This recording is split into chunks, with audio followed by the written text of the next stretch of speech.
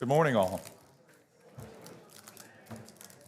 Welcome to the April 14th City Council meeting. We start with a workshop here at the beginning. And to start things off today, we have a public hearing at 9 a.m. on the population element of the comprehensive plan. Is someone coming up to present that, Cameron?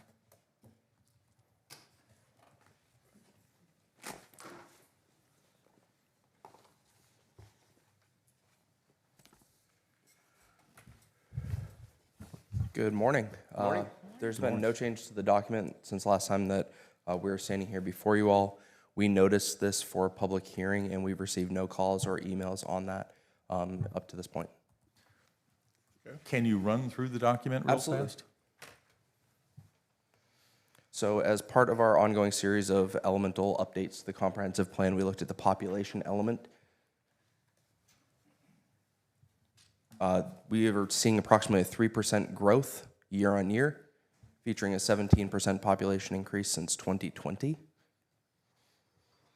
Our density is 1,800 per square mile. We are 51% female in the city of Myrtle Beach. Median age is 47 years old.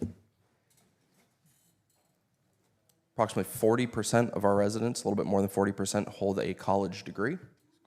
And we are higher than the state average on our three-part SAT score. 7.3% of the city of Myrtle Beach residents have served in the armed services, which is higher than the national average.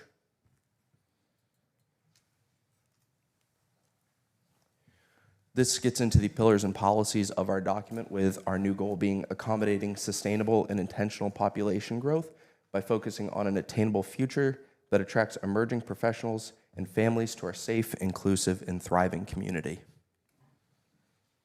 We selected 4 different pillars to focus on as part of our population element, being plan alignment, current growth, future growth, and community networks. These are the 4 policies that we talked about under plan alignment, 4 policies under current growth, future growth, in our community network. Can we go back and look at those in Read a all little those. bit of detail, if you don't mind? And we don't need to read them all, but I would like to see a little bit of the detail, please. So for plan alignment, most pivotal one for us was policy number 1, which was perform ongoing collection, analysis, and integration of up-to-date data into all elements within the comprehensive plan. We recognize that the population element influences so many other elements that we need to do this on a more continual basis. Skip to number 5, please. Number 5. Or, I'm sorry, CG1. Support social events and initiatives that actively engage newcomers with the local community by creating connections and cultivating a sense of belonging. Promote accessible. For this one, we liked policy number 2, which was prioritize infill development to meet growth objectives and goals with, limiting urban sprawl. We recognize that the city has grown tremendously, and our redevelopment opportunities are primarily through infill development. And then under community networks, we like policy number 3, establish and maintain partnerships with the local community or county and state organizations to develop a database of social services available to our community.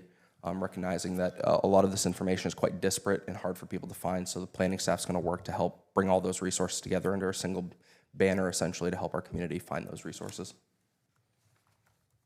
And finally, getting into our public engagement. This was our highest level of public engagement ever achieved through a comprehensive plan element update. We had 1,283 responses just looking at the population element, so we're really excited about that. We held 7 in-person sessions that were roundly attended as well. Most attended one was the Veterans Day Parade at Valor.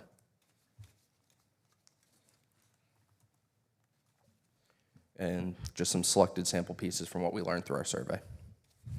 And happy to answer any questions. Mayor, is there any splinter in the plan, and I may have missed it, that focuses not solely, but particularly on the retirement community, the amalgamation of services that they need, and in an organized way, perhaps with the county? I'm not familiar with senior services, but have heard on occasion where they don't appear to be as coordinated as they could be between the different agencies within the different jurisdictions. Sure. When we were working with our working group from Planning Commission, the focus was really on attracting families and young professionals to fill those service needs. Our stated goal in this was to help find those areas that would assist our senior citizen population through committed services like healthcare and what we need to do to bring younger folks in who will fill those job roles.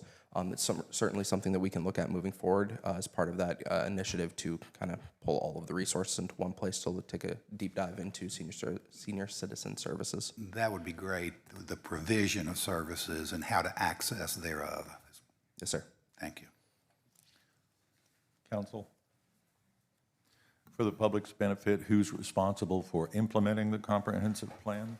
The city of Myrtle Beach, So that's city council, staff, council, staff, planning the various commission. commissions and committees that serve the city. Yes, sir. How many elements are there in the comprehensive 10. plan? 10. How many elements have we recently updated? This is the second one. We're currently working on 2 more as we speak. Thank you. This is a public hearing. Are there any comments from the public regarding this population element of the comprehensive plan?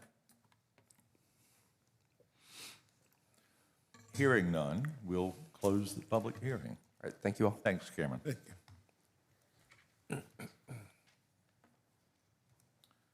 All right. During the workshop, we have Cliff Jones, our new school superintendent, who is here today to greet us.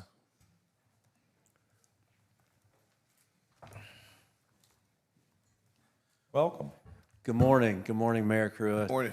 Council members, members of the public. On behalf of the 6,600 employees of Horry County Schools and the more than 47,000 students of Horry County Schools, thank you for allowing me to address you this morning. As I start off today, I would like to highlight a couple of things, and that is that Horry County Schools, we're open for business, we're open for partnership, we're open to vision, we're open to dream. And I look forward to continuing our longstanding partnerships and moving forward. I also would be remiss, I just saw a smiling face. Miss Debbie Connor also invited me here today. We served on a panel at Coastal Carolina, and we talked to some just brilliant kids. So thank you for this invitation. Partnership matters. Work with kids is hard work, correct? You've had some, you've known some. You can't do it alone. We can't do it in Horry County Schools alone. We need your help. It matters to our principals and staff and important to our families as well that they see this partnership. And for you all and our public, our community sees our partnership every day in Myrtle Beach when they enter one of our schools with our school resource officers. And I just want to say thank you for that commitment. Our kids and our families and our teachers can't do their jobs if they don't feel safe.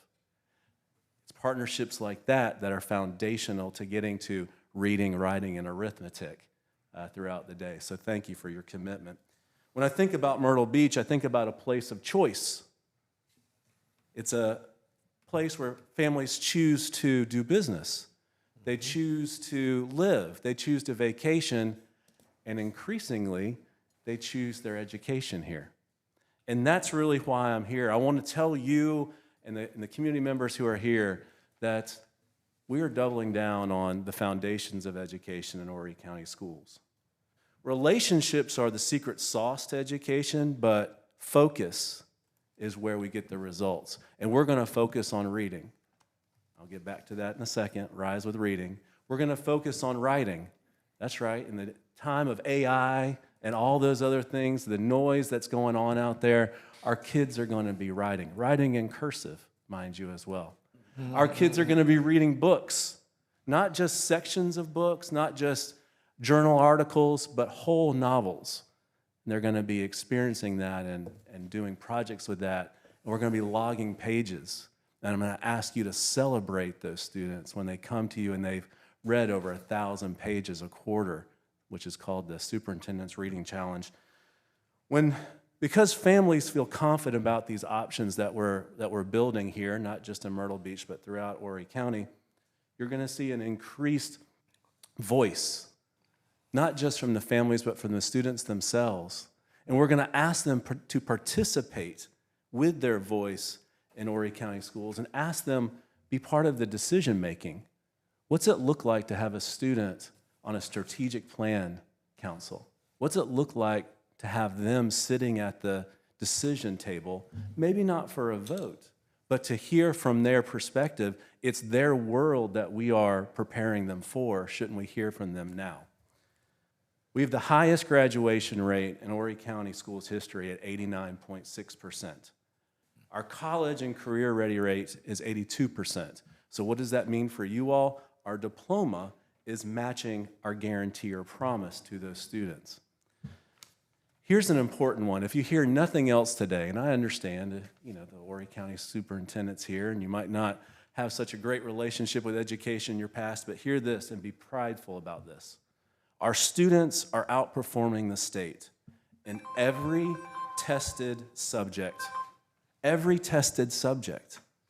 And at the secondary level, we're seeing some of the strongest overall performances under this current accountability model that we've ever seen. What I tell my staff is never compare down. We don't compare to the state because we're beating the state in everything. Matter of fact, one of your people just stood up and said we're beating them in SAT. Amen. Whatever metric you put up there, we're beating the state. We compare up.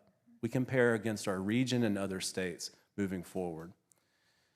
Those outcomes are real, and those outcomes matter for our kids, and they reflect what's happening right here in Myrtle Beach. And I'm going to brag on a couple of things that I've seen since I've been here in month 14. One example I want to highlight that I'm super proud of is our JROTC Navy program at Myrtle Beach High School. Let me just tell you something I learned about those cadets. They show up at Myrtle Beach High School at 6:30 a.m. to drill. 6:30 a.m. And they're working hard, and these cadets are not just participating, they're excelling because they understand what it takes to be successful. And what stands out to me is that commitment. I'm not sure how many times you hear enough about our kids being committed, our kids showing diligence and grit and getting after it. But here's the result of those 6:30 a.m. mornings. The Seahawks, the JROTC drill team, qualified for the 2026 Navy Nationals in Pensacola, Florida. They're just one of 24 teams in the country, but they didn't just qualify. That's not good enough for a group of cadets who show up at 6:30 a.m. Here's what they did when they got there. They're the 4th in the nation in armed exhibition. 4th in the nation, just right down the street. That's excellence, and that's something that shows who our kids are and what they're made of. That's not just a school accomplishment, that's an accomplishment of the community. Because those students represent Myrtle Beach, they reflect what's possible when expectations are held high, and I guarantee you our students rise to meet them. So one of my challenges for you all today is raise your expectations of me. If you raise your expectations of me as your superintendent, trust me, it will go down the line and we'll raise the expectation for all kids, and our kids can meet those expectations. This past year, our students have read tens of millions. You can fact check me, it's okay. Tens of millions of pages. And they're doing this because they're part of #RiseWithReading. And I know some of you all are on your socials because I follow some of you as a resident of Myrtle Beach. But just type in #RiseWithReading and follow our journey. And it's one that's going to show you that's the foundation of what education is, and that's literacy, is at the heart of Horry County Schools. And there's something else that expands well beyond the classroom, and that's this idea of partnership.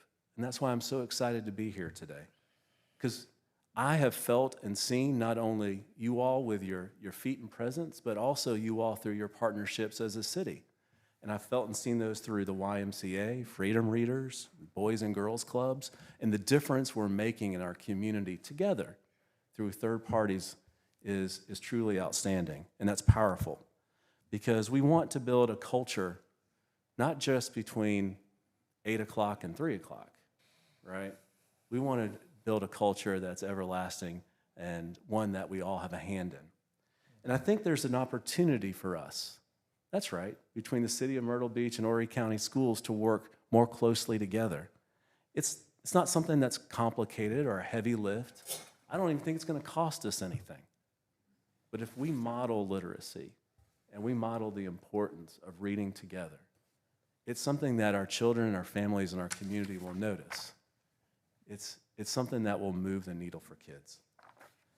Students in Myrtle Beach are earning all kinds of different accolades and achievements.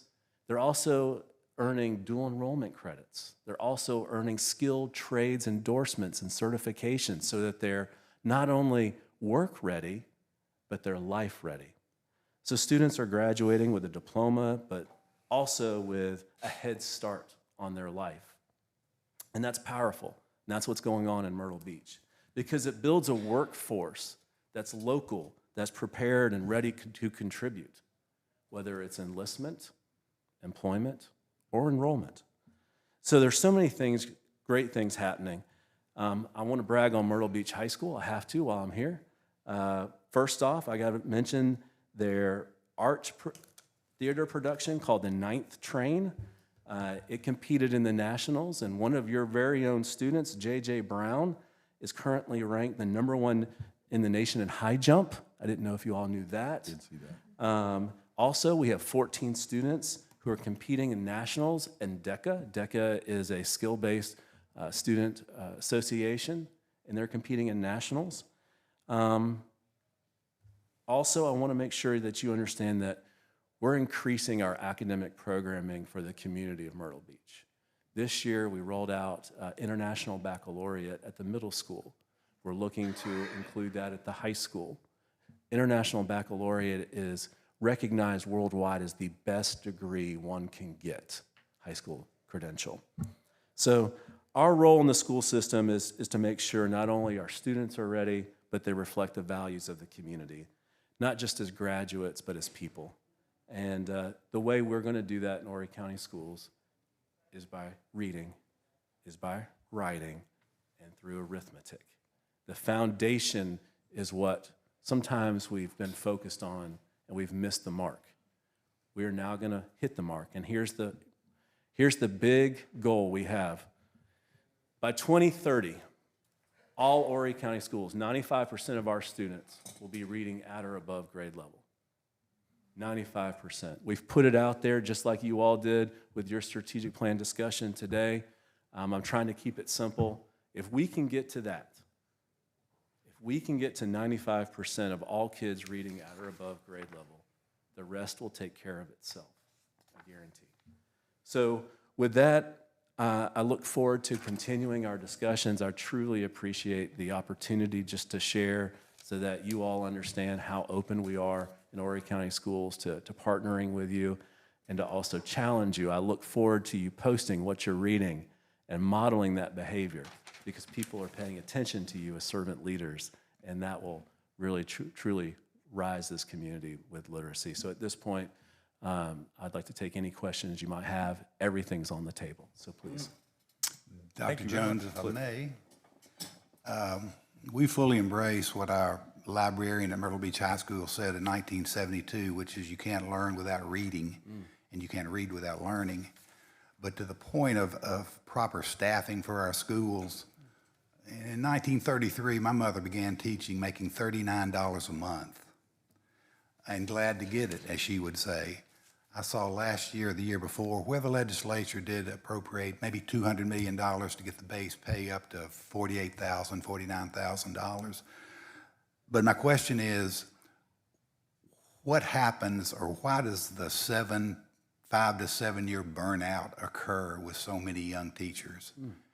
I hear that time and time again, not in just this county, but in Greenville, Charleston.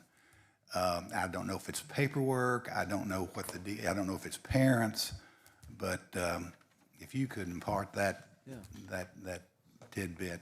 Sure. Councilman Ringer, thank you for that question, and thank you for advocating for our teachers and their work environment. First off, right now, beginning salary for an Horry County teacher just with a bachelor's is $52,000 and change. It's top 10 in the state. We're not done. budget time is here, right? In terms of workforce turnover, I'm going to give you the life of a teacher. And this is lifting up those individuals. I'm going to tell you, you can't use the restroom for 3 to 4 hours because the kids are in front of you. You're going to get 28 minutes for lunch. You need to plan. You need to answer all the emails within 24 hours because that's our service level agreement. We're going to make sure that the kids with the runny noses are to the nurse and the kids with attitude problems are handled as well. Now I'm going to say you're 22 years old, and where you can go and create your own schedule, work from home in your pajamas, and create a life that is far less confined. I will tell you it takes a special person, but also it takes a special community to put our arms around these individuals and truly know and understand what they're doing is more than we could ever ask, right? You've had that teacher that had that relationship with you that got you to where you are, right? And usually it had some semblance of tough love. They believed in you when you didn't believe in yourself. Now we're asking young people to do that in a time and place where oftentimes that's harder than the jobs that are available to them. So I just encourage you to keep asking that questions. One of the questions I ask in every school I go in, Councilman Rinder, is this: what can we stop doing? What can we stop doing, right? And being able to have the courage to stop so that we can focus on what's important, that's the basis of Rise with Reading. So thank you. Well, I would just say, advice to young people, if you do want to change the world, don't be a politician. Be a teacher. Be a teacher. Wow. I'm going to steal that. I'm going to steal that. Thank you. Council, anybody else? I would, Go ahead. No, no. don't mind. Thank you, Dr. Jones, for being here. I have the unique opportunity currently of supervising 3 student interns doing their last semester of student teaching in the high schools. And so I'm out multiple times, sometimes a week, definitely each month, seeing those students. And so I get to observe your teachers. And I just want to commend the level of attention that I have seen from your teachers, supporting students learning to become teachers, because I think that's where kind of that connection first starts that Dr. Render's talking about, so important of students understanding what they're in for and how this is very, very different. But I've seen each of those students, especially this semester, really growing into the profession. And that's because of the mentorship that your teachers provide. So I just want to commend that, and I hope that more and more of your great teachers are going to continue to mentor our student teachers.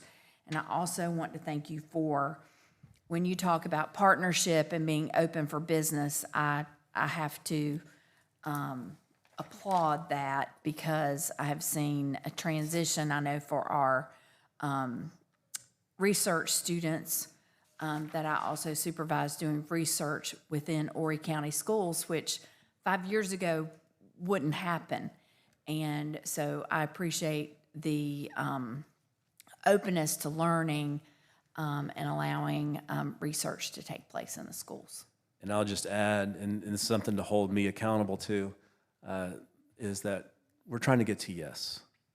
That's our motto. Try to get to yes, right? When somebody asks that they want to give up their service, their talents, or their gifts, just try to help them get there. It's an easy stance to have. It's a hard stance sometimes to deliver, but it's an easy stance to have. So I'm glad that you're seeing that. I've seen firsthand the Navy Junior ROTC from Myrtle Beach High School for the last, I think, 11 years. Maybe this will be the 11th or 12th year that we've done the Horry County Junior ROTC drill meet, typically the first weekend in May, but I think it's been moved into the last weekend of April this year. But the Myrtle Beach team presents itself extremely well. All of the young men and women do. But it's exciting. If you've never seen that event, it's in the Pelican Stadium parking lot with anywhere from 5 to 6 or 7 schools from Horry County and occasionally Georgetown County participating. That's a great event. And then I had a chance to judge recently at the Tech Fair, which was, I think, the 17th That's right. Tech Fair at the Convention Center. I had judged at the first one way back when and had not done it since then. And my partner and I judged second and third grade projects.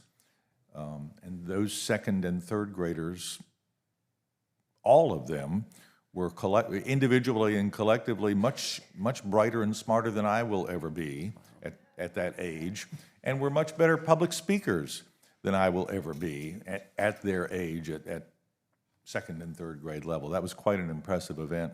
Certainly 150 folks came in and judged, and the convention center was full of young people showing off their projects at the Tech Fair. And thank you for your commitment to doing that. When we think about 800-plus projects being scored by 150 judges with over 1,400 students, you could feel the energy, but more importantly, you could feel the commitment of this community to excellence. So thank you. So, thank you. Cliff, anybody else? Yeah, I want to thank you for being here. And one thing I'm excited about in terms of where you're driving things, because you literally are the bus driver, you're taking us there, is that there has been, from outside business communities, a misunderstanding. When you talk to some businesses, you know, why wouldn't you locate here? Well, the Horry County school system has such a bad reputation. And you're undoing that for us. And that's a great thing, because that's just going to change the whole paradigm for new businesses coming here. The same way with keeping our young doctors and nurses who, you know, they train here. We have a Grand Strand right now as a training hospital. And then you talk to those young doctors and nurses. They get married, they're ready to have kids. And, you know, like all parents, where am I going to raise them and what's the school system like? So this is, from my viewpoint, is just really very exciting. And I appreciate what you're doing. Councilman McClure, thank you for that affirmation. And I will tell you that I support parent choice 100%. And from a school system standpoint, it should never be a choice away from. It should never be a choice because my local school doesn't perform. It should be a choice because my child needs, right? And we all understand, I've had two children myself. One was able to be in public school and one had to go to private school because of her needs, right? But that wasn't a choice away. And that was empowering. So that's where we want to be. Thank you. Thank you, Cliff, for being here today. We appreciate this greatly and look forward to continuing the relationship between the City of Myrtle Beach and the Horry County Schools. Thank you for the opportunity. Thanks.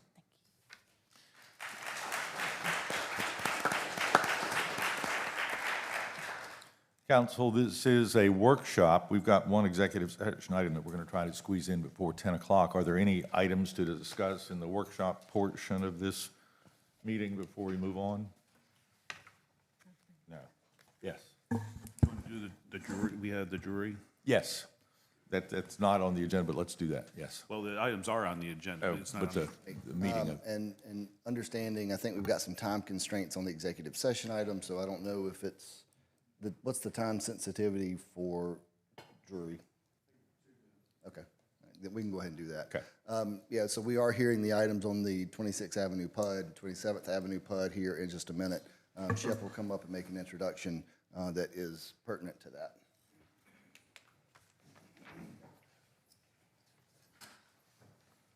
Thank you, Mayor and Council. I think the superintendent was right. This is all about relationships, and one of the reasons I'm excited about this project is rarely do we get to host a hotel in Myrtle Beach where the founder's name's on the sign and those family members are still involved in what's going on. So I think it's important.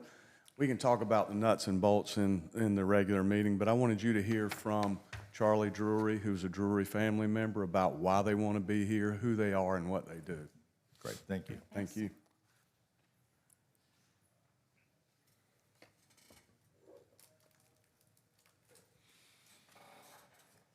Good morning, Mayor, Good ladies morning. and gentlemen. As Shep said, my name is Charlie Drury. I'm a Director of Development with Drury Development. We're the development and real estate arm of Drury Hotels.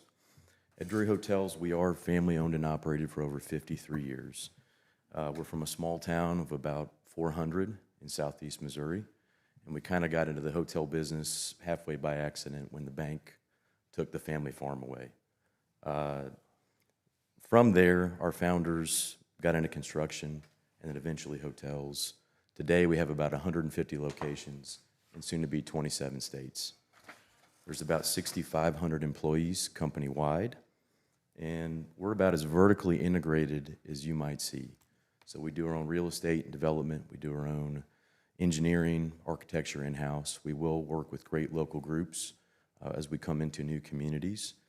And we do our own operations. We own and operate every hotel we do. We don't franchise. We do our own decor, and actually my 90-year-old grandmother still runs our decor department. We call her Mimi, but she still comes to work several days a week. We supply all our own hotels monthly out of southeast Missouri, and we even make most of our own furniture that goes in the hotel rooms here in the United States in southeast Missouri. So we have recent projects like in downtown Nashville or inside Walt Disney World. We also just opened up in North Charleston nearby. And we have very low turnover as a company. We pride ourselves in taking care of our team members. And if you take care of your team, they take care of the guests the right way each and every day, each and every interaction. The operating team is award-winning. They've won 19 J.D. Powers for highest guest satisfaction, something that hasn't been replicated by the bigger brands that are out there. So we build two brands today, the Drury Inn and Suites and the Drury Plaza Hotel. Our Plaza Hotel is more upscale, upper upscale, and should we have the opportunity to build here, that's what we intend to do. So we perform very well with families and leisure travelers. We also do well with business travelers. Yours is a community that we've had circled for a long time. We're looking for the right opportunity to get in, and we hope that we have that here today. One thing about us, we only build out of concrete and steel. We have a long-term outlook. We don't use wood structurally. So when we come into a community, we hope to be here for a lifetime, and we hope to be part of this community for yours and many to come. So thank you for the opportunity to be in front of you today. Thank you, Mr. Drury. And I believe Ms. Hatley has familiarity with the company? I do. When Charlie came to us the first time, and we had it listed, our family hotel, we were there 54 years. And so we had a lot of people that had a lot of interest to come in, and some of them just wanted to slap lipstick on it and keep on going. And we're like, we're just not finding the right buyer here. Well, we prayed about it a lot, and Charlie and his family stepped in, gave us a great offer for our property, and Charlie actually sat down with my mom a couple times and spent 2 hours just talking about living on a farm, how you grew up, family stuff, and that meant the most to her and us and our family. So we could not have picked a better buyer, and I'm so proud that they're here in our community, and they're kind of extending a legacy that we had, but they're providing their own legacy, but it's just an extension of our family, and we're so proud that you came in and purchased the property, and we're going to be proud of it, I know. Well, we hope to make your mother proud and your family proud and community proud. And we hope to be a part of it soon. Thank you. And I apologize for getting so emotional, fine. but it's, For the record, she's spoken very highly of the company on several occasions previously. So she genuinely believes that y'all are the right fit for Myrtle Beach, and we're happy to have you on the agenda today. Thank you, sir. Thank you all. Thank you. Anything else? All right. We have one executive session item that we're going to try to do before the 10 o'clock meeting due to some time constraints. So, motion to go into executive session to discuss proposed contractual arrangements for the development of property between 14th and 15th Avenues North. We would invite Fox Simons, Will Bryan, Brian Tucker, Josh Bruger, Michelle Schumpert, Marla Bell, Meredith Denary, Amy Newt Schaefer, City Council, of course, Case Britton, and do you have a couple of folks to invite as well, Case? I'm sorry, my ears aren't good. And we'll add Brian Macco and David Cope from the M Group, please. Is there a second? Motion to go into executive session. Second. I made the motion, that was the second. Okay. All those in favor of going into executive session, please say aye. Aye. Thank you. Any opposed? And we'll step away just because it's easier for us to move than it is for y'all to move. Thank you. We'll be right back.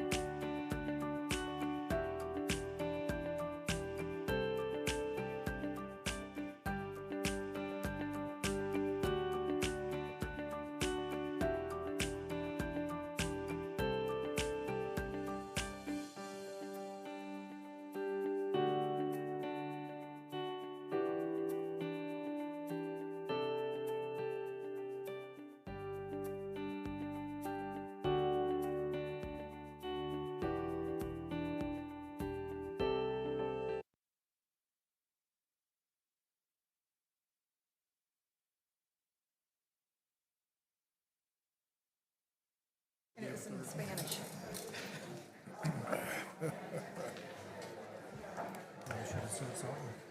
Good morning.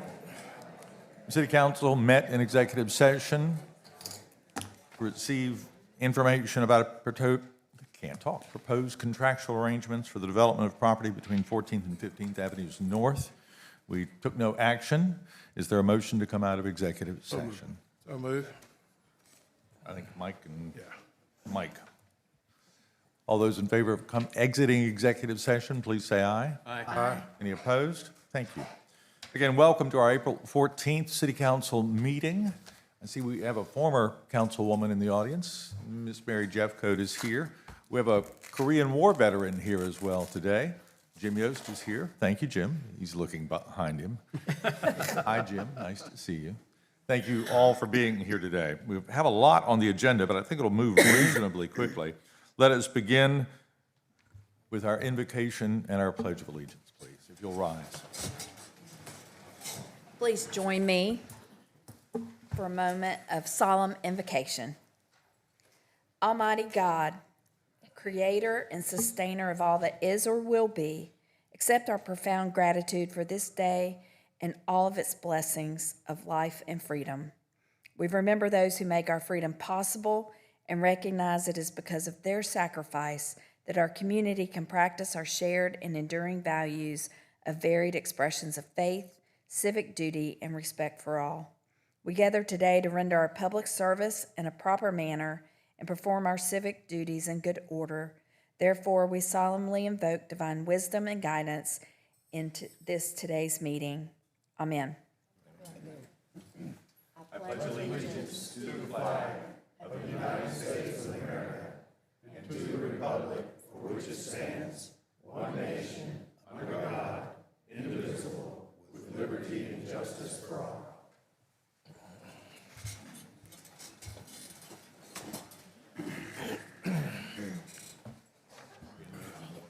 Yeah, you did.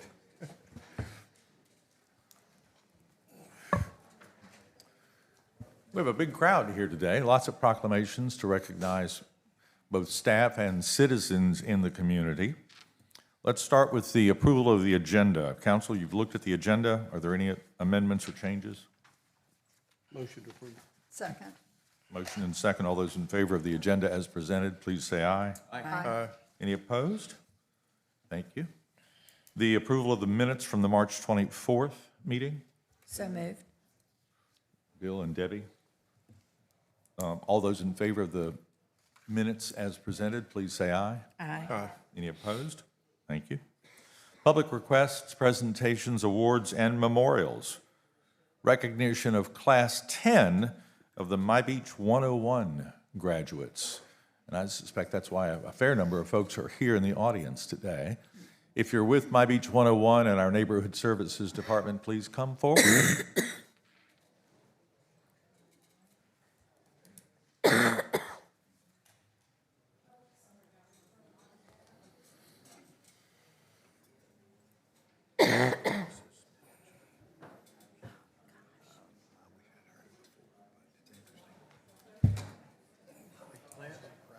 Very big class. That's good.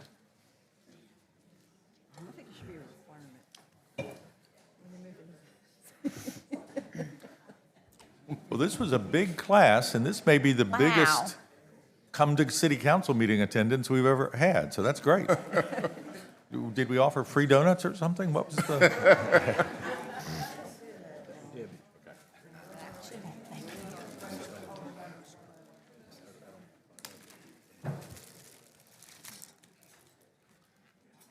Maybe we better all stay up here.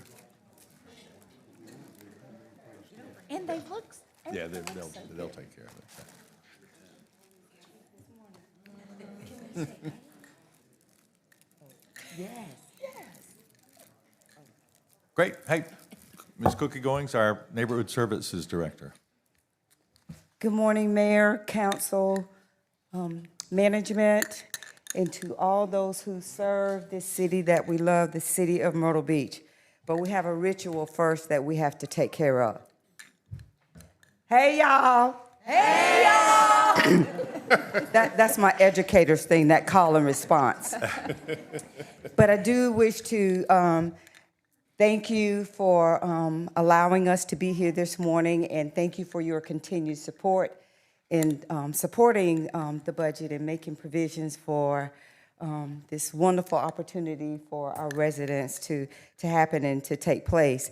And you're right, great observation in that this is probably the largest, not class in itself, but those who have come to be honored during city council. And I asked them, excuse me, if they thought we would be serving breakfast this morning, because they're used to eating and eating well, but nonetheless, they showed up. I always find the demographics or the makeup of the class to be quite interesting. This year, class number 10, there were 3 couples.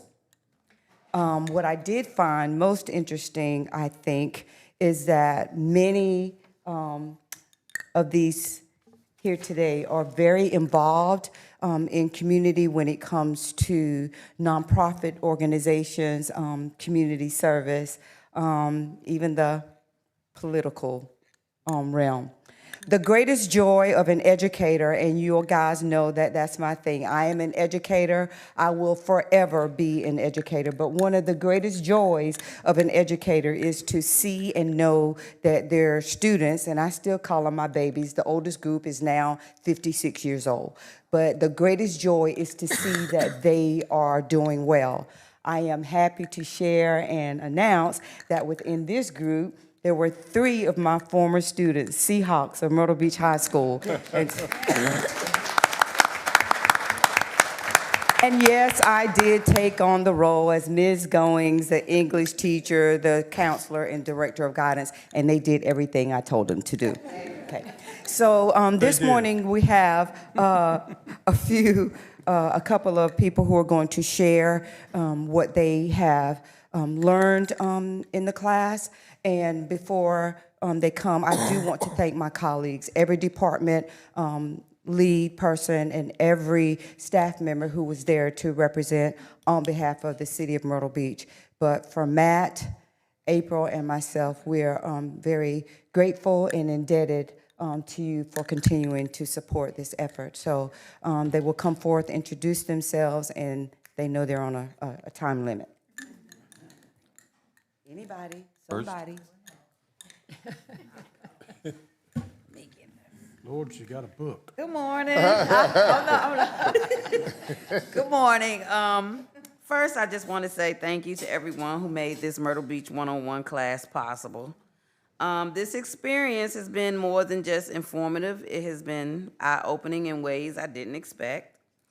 My name is Isla Bellamy, and I've called Myrtle Beach my home since 1993.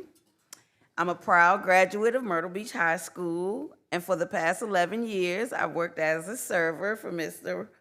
Michael Chestnut right here in our local community. Through my work, I've had the chance to meet people from all walks of life, but this class has given me something different. It has given me perspective. I've learned how our city operates behind the scenes, the people who keep it running, and the opportunities that exist for everyday residents like me to get involved. It made me realize that being part of a community isn't just about living in it, it's about contributing to it. For a long time, I've been observing Myrtle Beach, and now I'm ready to participate in it. This class feels like a starting point for me, a doorway I'm walking through with intention. This class has made me want to be more engaged, more informed, and more present in helping our city grow in a way that benefits everyone. To my fellow classmates, it's been a pleasure getting to know you all, and it's been an honor learning alongside you. And to the leaders and organizers, thank you for investing in us, believing that we can also make a difference. This may be the end of this class, but for me, it is just the beginning. Thank you, guys. Thank you, Isla. All right.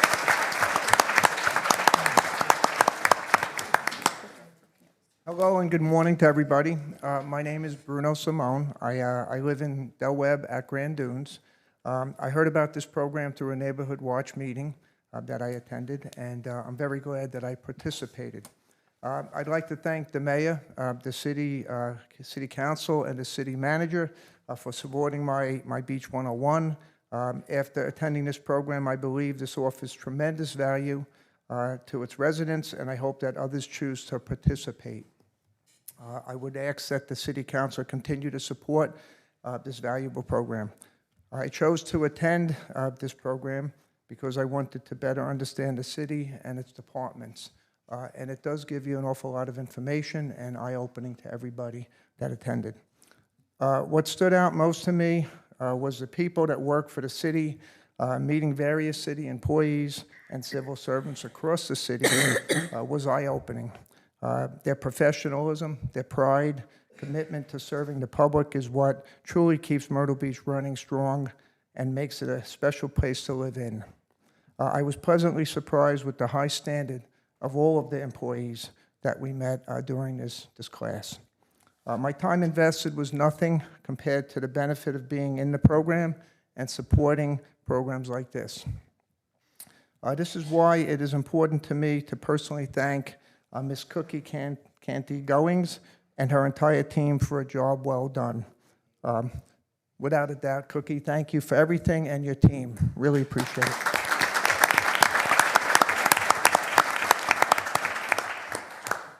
The Myrtle Beach 101 program is a wonderful way to meet the caring people that help us run the city and its departments, which really makes it a special place for all of us, truly anybody that's moved down here. I'm grateful for the opportunity to participate in the Myrtle Beach 101 program, and I appreciate your leadership and support, and thank you all for your commitment to the city.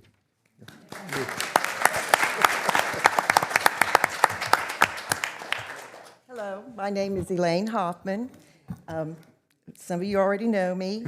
I'm ditto on everything that's already said. I can't elaborate much more on that, other than I truly found this class to be a rewarding and exciting experience, very informative. I was encouraged to attend by my friend Mary, who said, we got to go to this class, and Miss Cookie, who I've known for several years with the onset of the Crime Watch meetings.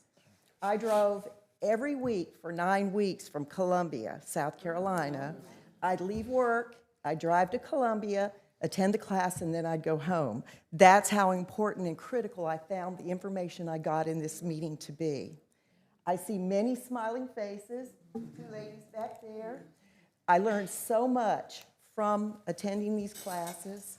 Our police officers, the detective in the back that was there who came with his children to the meeting to talk about what he does because of his commitment to the city, and he wants to show the citizens how important we are to them and how important their jobs are. There is no job in Myrtle Beach that is so small. I want to thank the mayor. He's been true to his word. I sent an email, he responded immediately, and we're still having ongoing conversations. The 2 Chris's at Building Code, dead on. We sent an email, they were very responsive, they came to our assistance. Mike Lauer, he's always been there for us. So it's just a continuation of excellent employees, a commitment to the community. And I think that anybody moving to Myrtle Beach should take Beach 101, especially before they sit down to a keyboard and become a keyboard warrior. And they start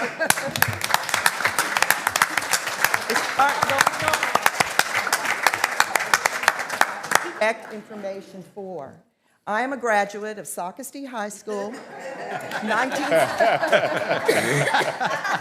back in the day. Come on, wife. It was still the old school. And we had to move away because there was no, my husband and I, we met in high school. We had to move to Columbia because there were no job opportunities here. One thing I did learn in this class is the focus that the city has on bringing new industry and retaining younger, youthful people into our community. Doctors, we got to keep, they come, but if we don't have things here for them and their children to do, even recreation, they won't stay. They'll move on to other opportunities.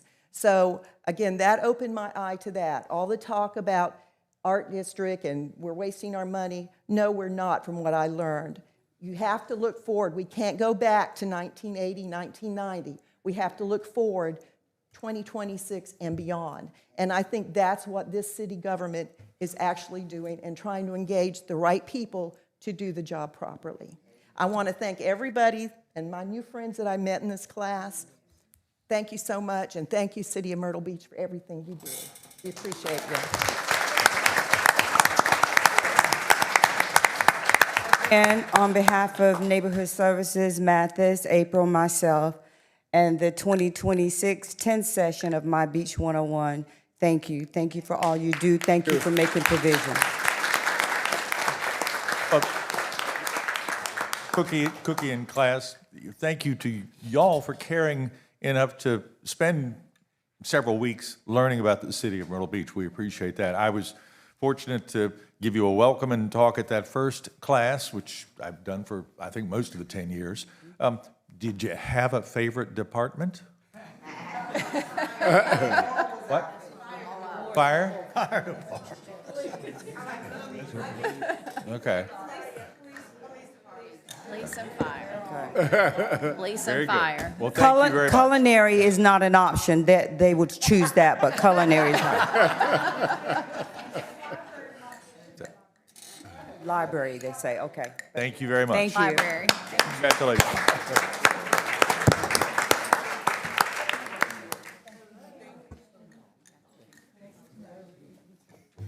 Thank you. It's good to see you. Thank you. Did you enjoy it? Did you behave yourself? No. Oh, good. No, nothing. Steal your hat? No. Did you get that? Good to see you. No, I've had this. First game's tonight. As at the moment. Hey, Hello. Nice to see you. good to see you. Thank you. Hey, I'm good. Ed, how are you? I'm all right. Did you enjoy the class? It's about as good as I get. You know what? Well, I will. Nice to see you. Thanks for being here. Wonderful hair. Thank you. I will go this way. Hey, Karen, how are you? Does indeed. No, thank you. Appreciate it. Coming out? Hey, how are you? Bill. I'm doing good. Good to see you. Thank you. Good to see you. Oh, yes. Thanks for coming this morning. Appreciate it. Thank you for being here. Mr. Mayor, how are you? I'm well, thank you. Thank you for coming out this morning. This is a big Great turnout. speech. Great speech. You're welcome. Thank you for coming by. Thank you. Mr. Del Webb, good to see you. Thanks for coming. Oh, I enjoyed yours. You could be a speaker. We got more to do, especially for the Del Webb community. How are you doing? Thanks for being here. David's going to be turned over soon. I'll be there. I'm going to call a meeting down there. I'm sorry. Thanks. Thank you. Nice to meet.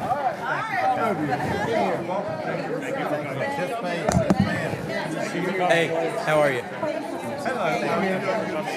What are you doing here? Hello. I think it's Your name again is. Thanks for being here. Thanks for being here. You guys doing good? Thanks for coming this morning. Thank you for coming. Hand sanitizer. Appreciate you, April. Left mine in the car. It's all right. Cookie, thank you. It's good to see you, brother. Thanks. It's okay.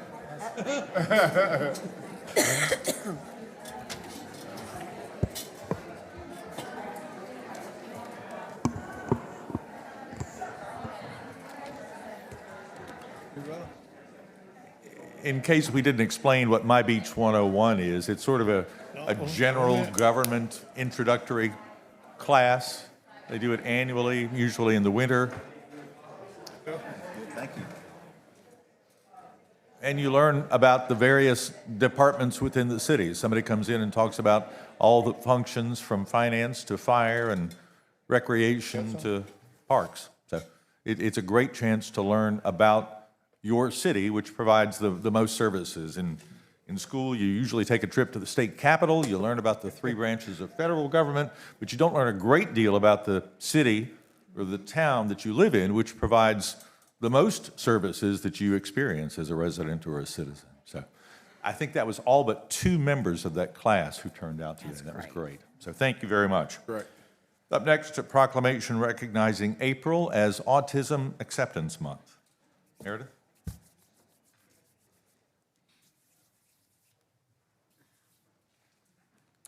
Good morning, City Council. We have a lot of proclamations today, 4, I believe. We're going to start off with one that we do every year. Very happy that we do this every year. I have Monique Clement here with SOS Care, Chris Fair with the Myrtle Beach Fire Department, and also Zach Reefy with the Myrtle Beach Police Department, who all work with individuals with autism and also with Project Lifesaver. All right, Autism Acceptance Month, April 2026. Whereas autism is a developmental condition that affects how people communicate, interact, and experience the world, and people with autism are valuable members of our community who contribute their unique talents, perspectives, and strengths. And whereas, according to Autism Speaks, 1 in 31 children are diagnosed with autism, highlighting the importance of awareness, understanding, and support. And whereas the City of Myrtle Beach is proud to be a designated autism-friendly city, committed to creating an inclusive environment for all. And whereas the Myrtle Beach Fire Department supports autism initiatives through autism awareness t-shirt sales, benefiting Project Lifesaver in partnership with SOS Care, and is incorporating Carter kits into response tool bags to help first responders better communicate with individuals with autism during emergencies. Now, therefore, be it proclaimed that the Myrtle Beach City Council hereby declares April 2026 as Autism Acceptance Month and encourages all to promote understanding, acceptance, and inclusion for individuals on the autism spectrum. Signed and sealed this 14th day of April, 2026. Great, thank you.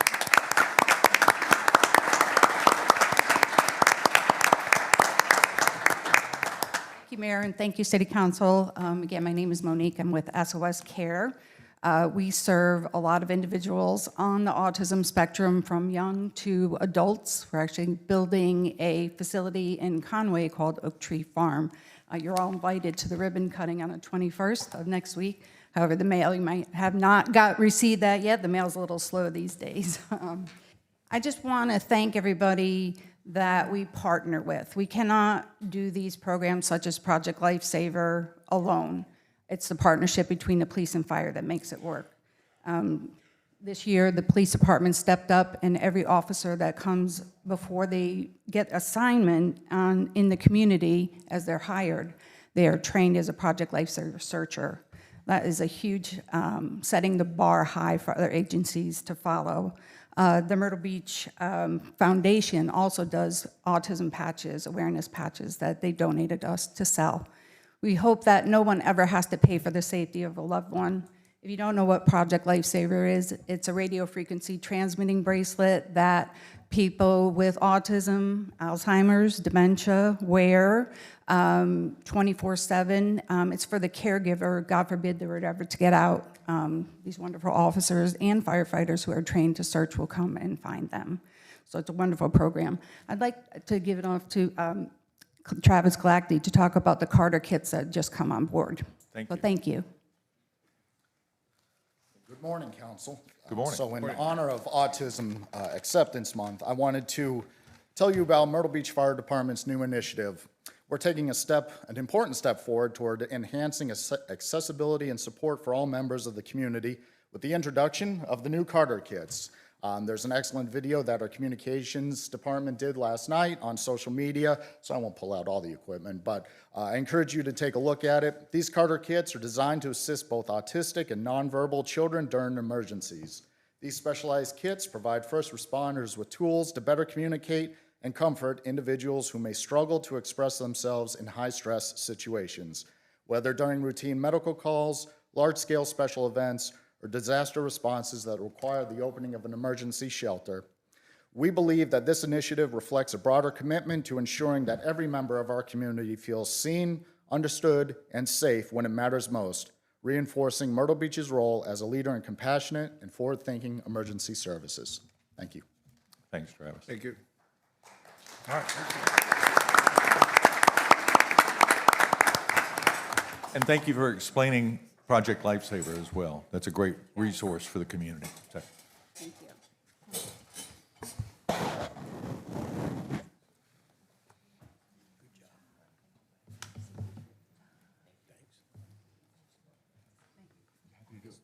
Doing good, doing good.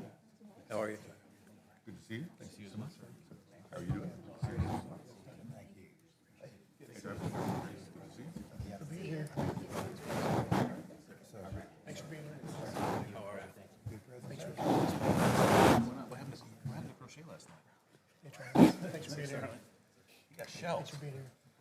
I think it's great that we have public safety teams that continue to find ways to be more inclusive with our community, especially for those with autism. All right, next we have Child Abuse Prevention Month.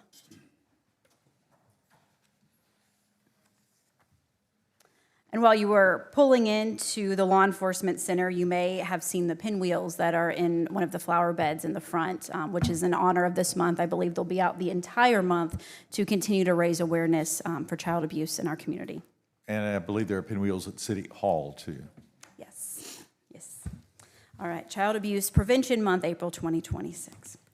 Whereas South Carolina is blessed with more than 1.1 million children who deserve safe, stable, and nurturing homes that foster healthy growth and development for our youngsters. And whereas Horry County and Myrtle Beach are not immune to childhood trauma, including abuse and neglect, all of which require prompt action by health and welfare professionals for the child's protection and safety.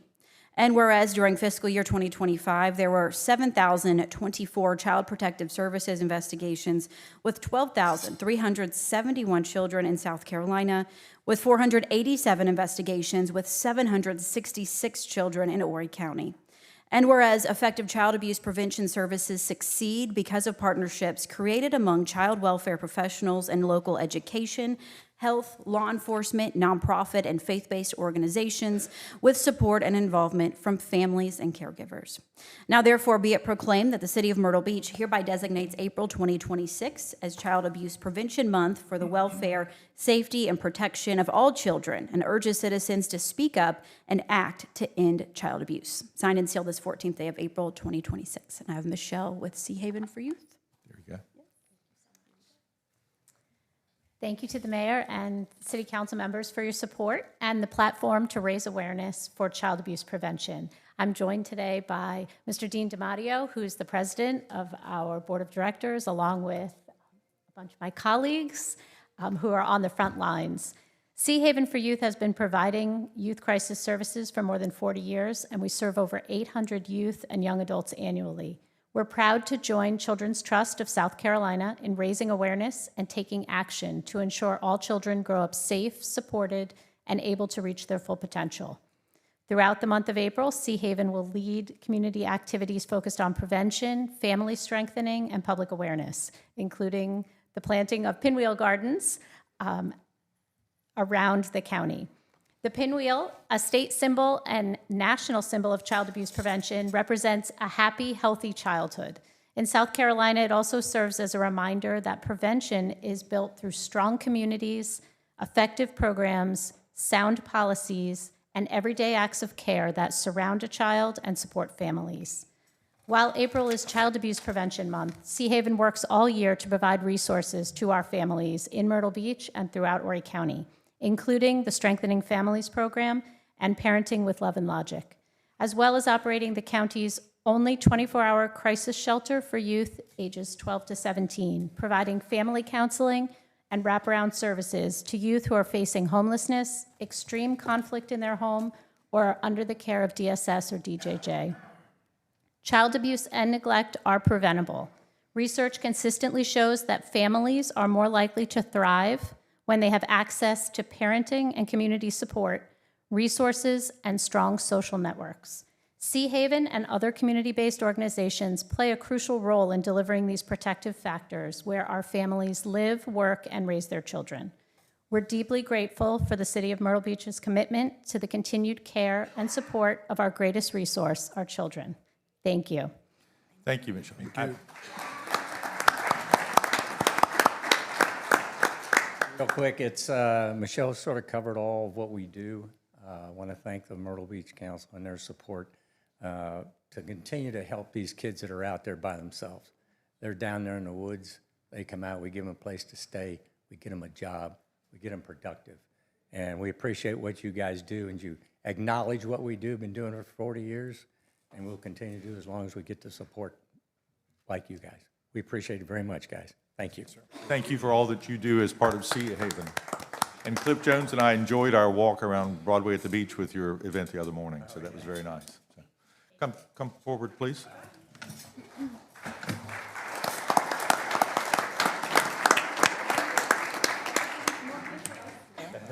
It's wonderful what you guys do.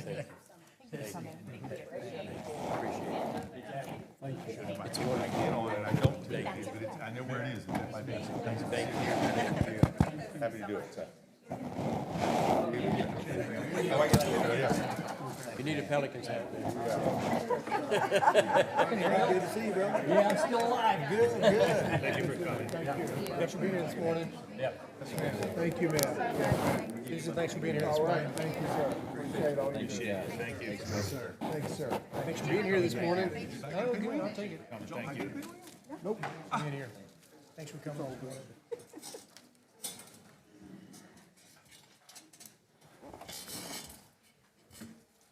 And I believe we have Jen Nasser and some of the library advisory board members who are here today from Chapin Memorial Library. Meredith? Yep, come on down. Got quite a few.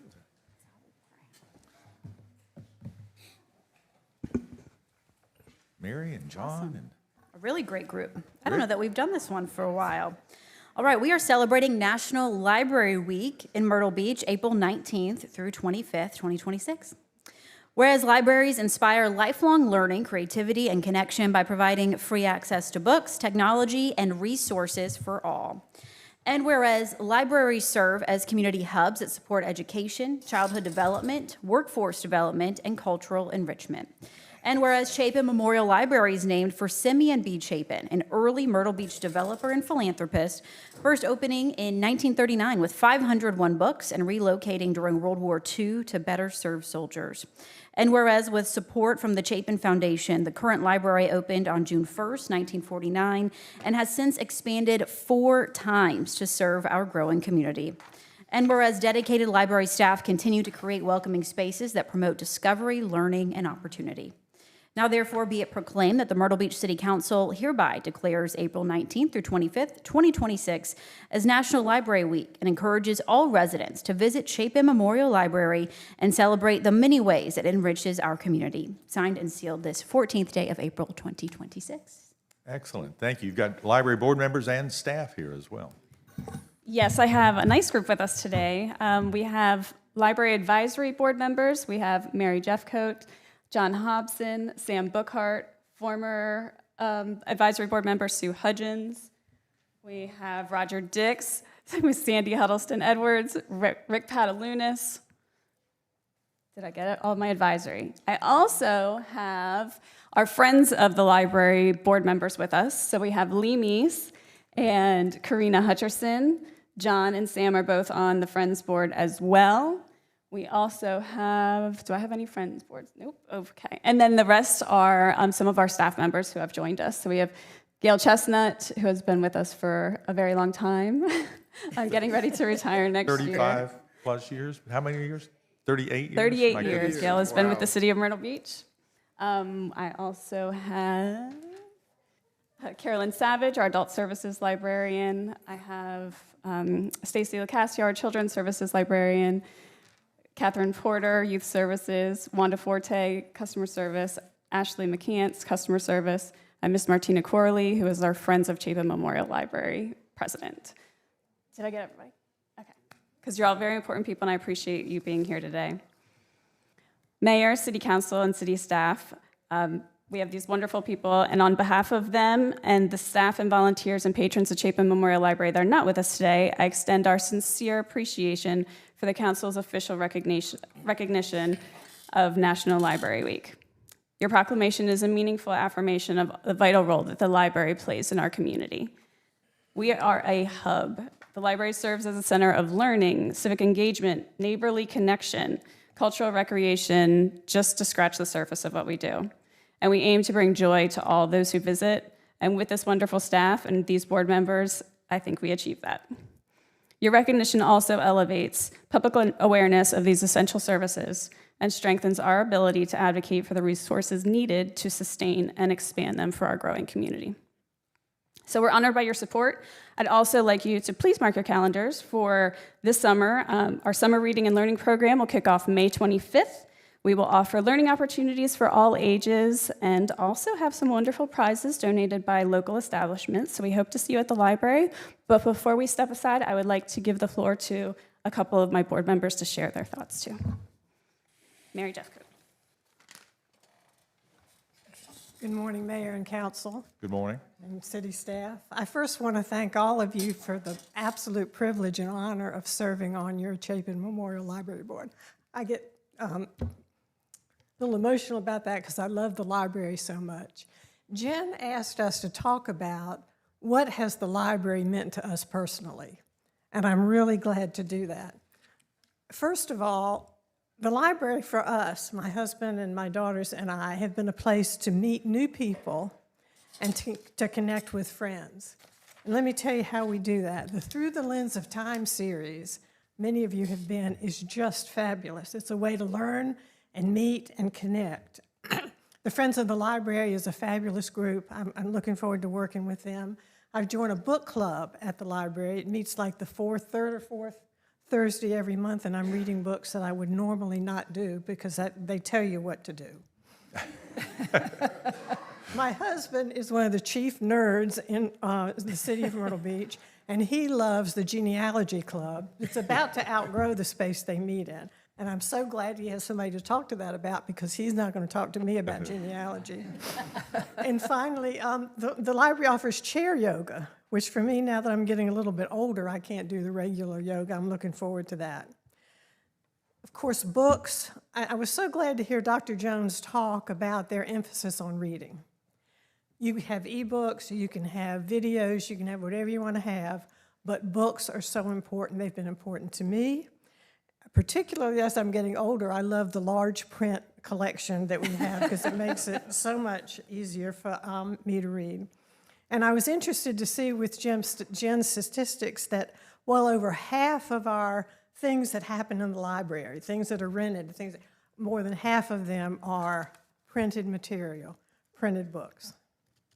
The last thing I want to talk to you about what the library's meant to me is it brings me back such wonderful memories. My two daughters are just avid readers, and they learn that at Chapin Memorial Library. We can go to the library, we get the books, and then we go play at Chapin Park. And so I love seeing the young mothers now coming in and taking bags and bags of books out. And it reminds me that, excuse me, when I was a young mother, I couldn't afford to buy all those books that my daughters wanted to read. And finally, I will say, we all know the importance of a real book to developing children's brains as opposed to ebooks. So it's just so important to us that we have this fabulous library. And I want to thank you, former city council members, city staff, and Mr. Chapin, God rest his soul, for giving us the gift of Chapin Memorial Library. Thank you. Thank you, Mary.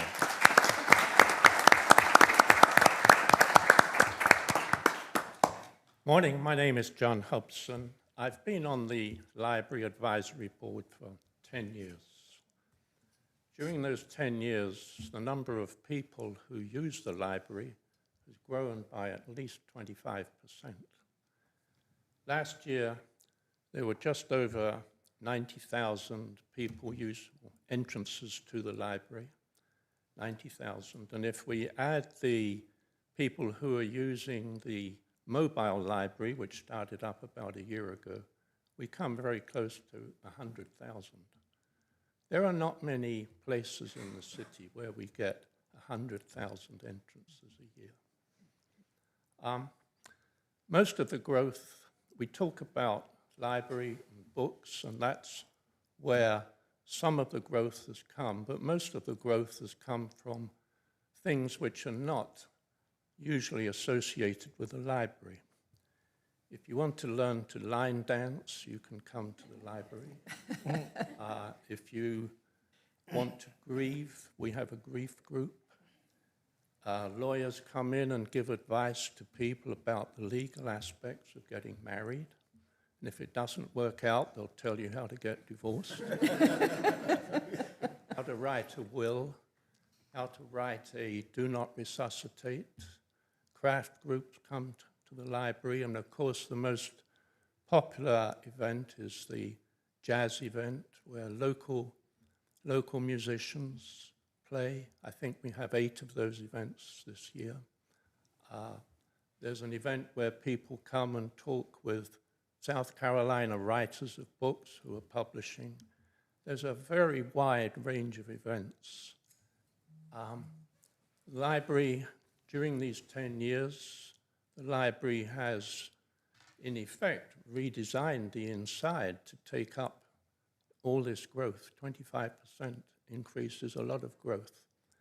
But I'm asking council, every year for the last 10 years, you've pushed back, giving us a bigger library. I ask you, don't keep pushing it back.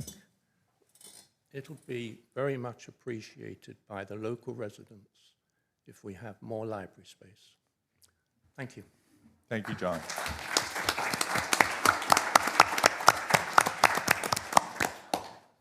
Well, thank you all for being here. Thank you, Martina and Jen and Sue and Mary and Lee and John and everybody who's here and the staff. So thank you very much for being here today.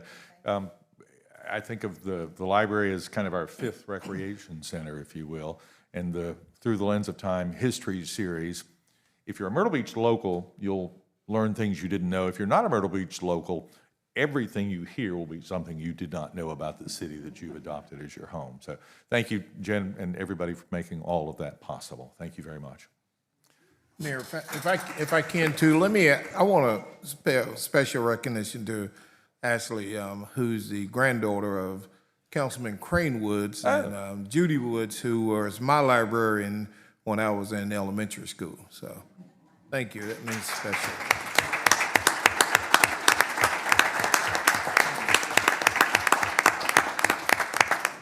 Fondly remember Crane and Julia Woods very much. Yes. So.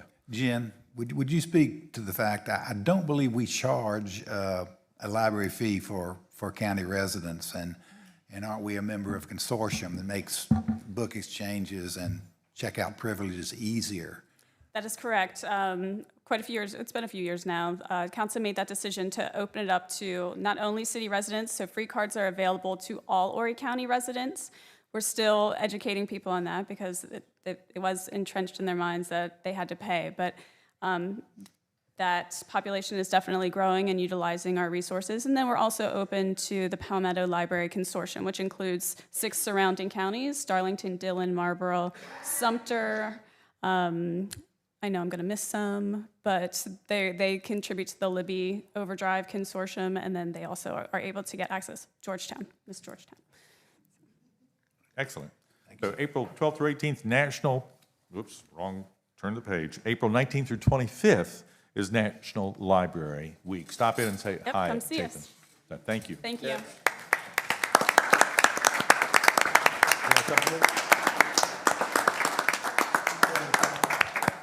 We've got so much time invested, either way is fine. So let's do it. John Hobson, we heard you.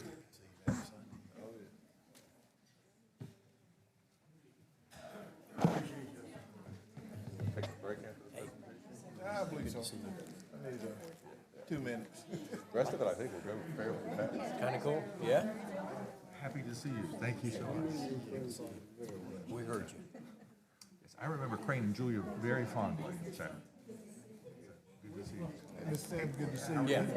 Always, yes, sir. Yes, sir. Hello, stranger. This is a new venue.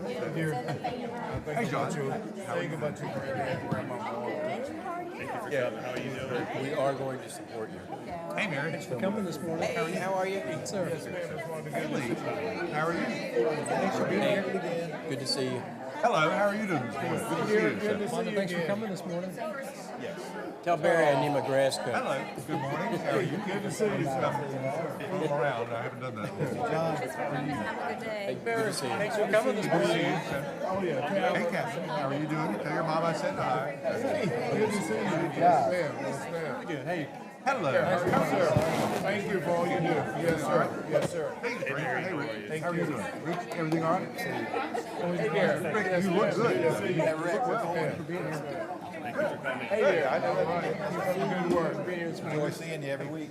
Thank you very much. Hey there. Good to see you. Good morning. How are you? Second floor. Thanks for coming this morning. Yes, being here. Second floor is always great. Thank you. How's your mom doing? Thank you.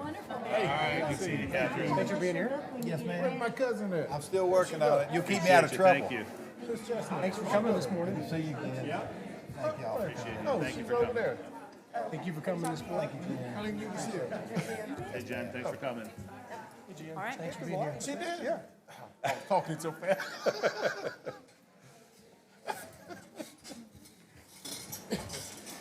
All right, we have one more proclamation. Meredith? Here we go. Another one that we do honor annually. I'm very happy to have the team of our Myrtle Beach Police Department dispatchers behind us. We are honoring Public Safety Telecommunicators Week this week, April 12th through 18th, 2026. Whereas emergencies can occur at any time, requiring police, fire, or EMS service, and the prompt response of police officers, firefighters, and paramedics is critical to the protection of life and preservation of property. And whereas each day, the Myrtle Beach Police Department's Communications Center receives more than 500 calls for service, and our telecommunicators are the first and most critical contact citizens have when seeking help. And whereas the welfare of the public depends upon these patient heroes and the quality and accuracy of information they obtain from citizens and visitors who call for assistance. And whereas telecommunicators also are the vital link for Myrtle Beach police officers and firefighters, monitoring activities by radio, providing timely updates, and ensuring their safety. And whereas our public safety telecommunicators are unseen first responders who contribute substantially to the apprehension of criminals, suppression of fires, and treatment of patients, all while exhibiting compassion, understanding, and professionalism during stressful situations. Now, therefore, be it proclaimed that the Myrtle Beach City Council hereby declares April 12th through 18th, 2026 as Public Safety Telecommunicators Week in honor and appreciation of the men and women whose calm and professional response keeps our residents, visitors, and staff members safe every day. Signed and sealed this 14th day of April, 2026.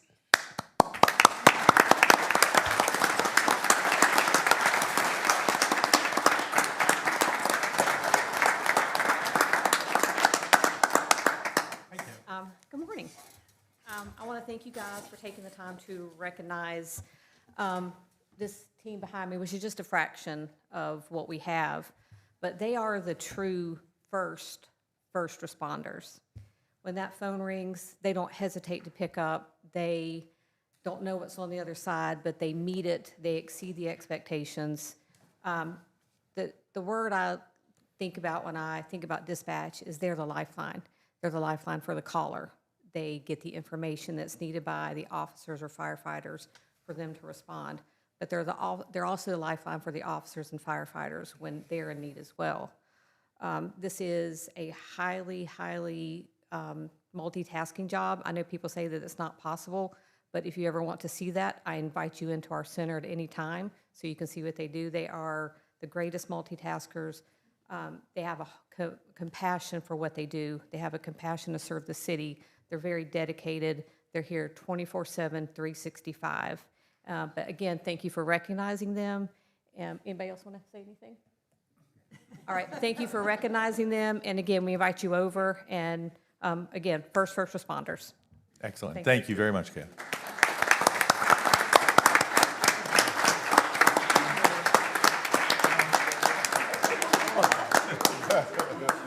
She went by herself. She was you gotta do it. Let's go. Thank you.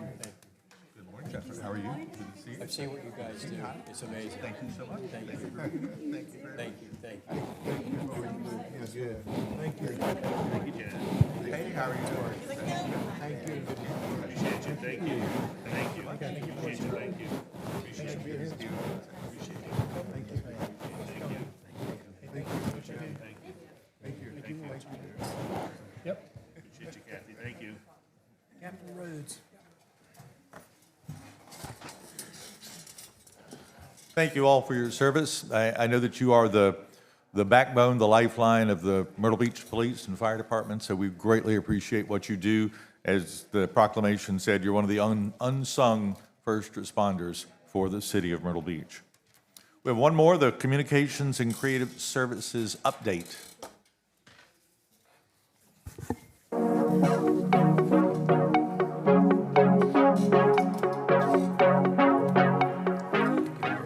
Hey City Council, Chastity Pendergrass here with your communications update. Thousands came out for the Myrtle Beach Food Truck and Music Festival over the weekend for good food, good music, and great times. We celebrated the ribbon cutting of the renovated Myrtle Beach Pelicans ballpark yesterday. Highlights include more comfortable seats, a massive new video board, expanded clubhouse, and upgraded press box. The Pelicans have their home opener tonight at 7:05 against the Canopolis Cannonballers. The 130 military banners that were ordered earlier this year should arrive any day. Once here, they will go up along Robert Grissom Parkway and Harrelson Boulevard. The city's new beach signs are also in production. They are expected to ship in about 2 weeks. The One Flight Myrtle Beach Classic returns to Grand Dunes May 8th. Organizers are looking for volunteers. If you're interested, you can find the link on our Facebook page. Nice. Buy your t-shirt to help raise money for the statues going into the Vietnam Veterans Memorial. In partnership with Native Sons, the city of Myrtle Beach will receive $10 for the purchase of every $25 shirt sold. You can choose between these two designs, honoring Vietnam War veterans or celebrating the city's America 250 Red, White, and Remember Parade coming up Saturday, May 23rd. Speaking of the parade, don't forget to sign up before it's too late. Applications are available on our website by clicking here. The grand opening of the Vietnam Veterans Memorial will be at 11 a.m. on Memorial Day, Monday, May 25th. See you there. Congratulations to the fire department's recruit class 39. Recruits are on schedule to graduate this week after 26 weeks in school. Coming up, Art in the Park returns to the Market Common this weekend. Spring Taste of the Market Common is this Saturday, April 18th. Also, public input sessions for the city's next police chief begin next week.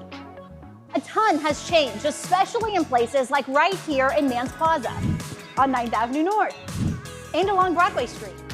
And be sure to check out the city's Downtown Information Series. 6 stories air live on the city's Facebook page each morning this week, explaining what's going on downtown, why it's important, and what you have to look forward to.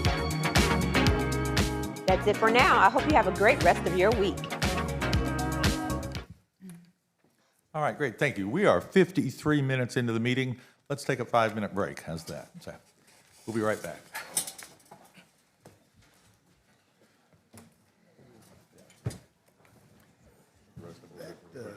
That came out of left field, though. What? Casey. The whole thing. That tidbit at the end. Which one?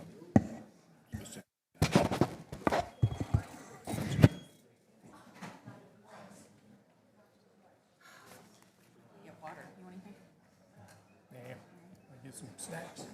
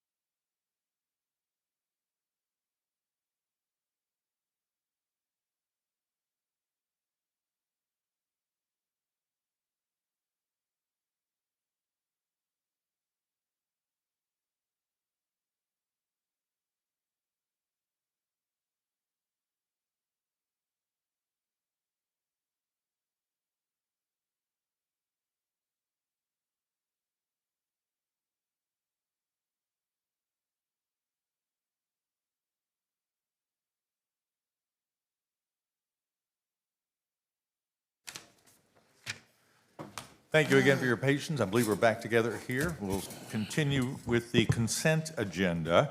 No. Mr. Manager? Non-agenda items. Oh, I skipped an item. Here we go. Non-agenda items from the public. Do we have anybody signed in? Yes, sir. Rick Rayner.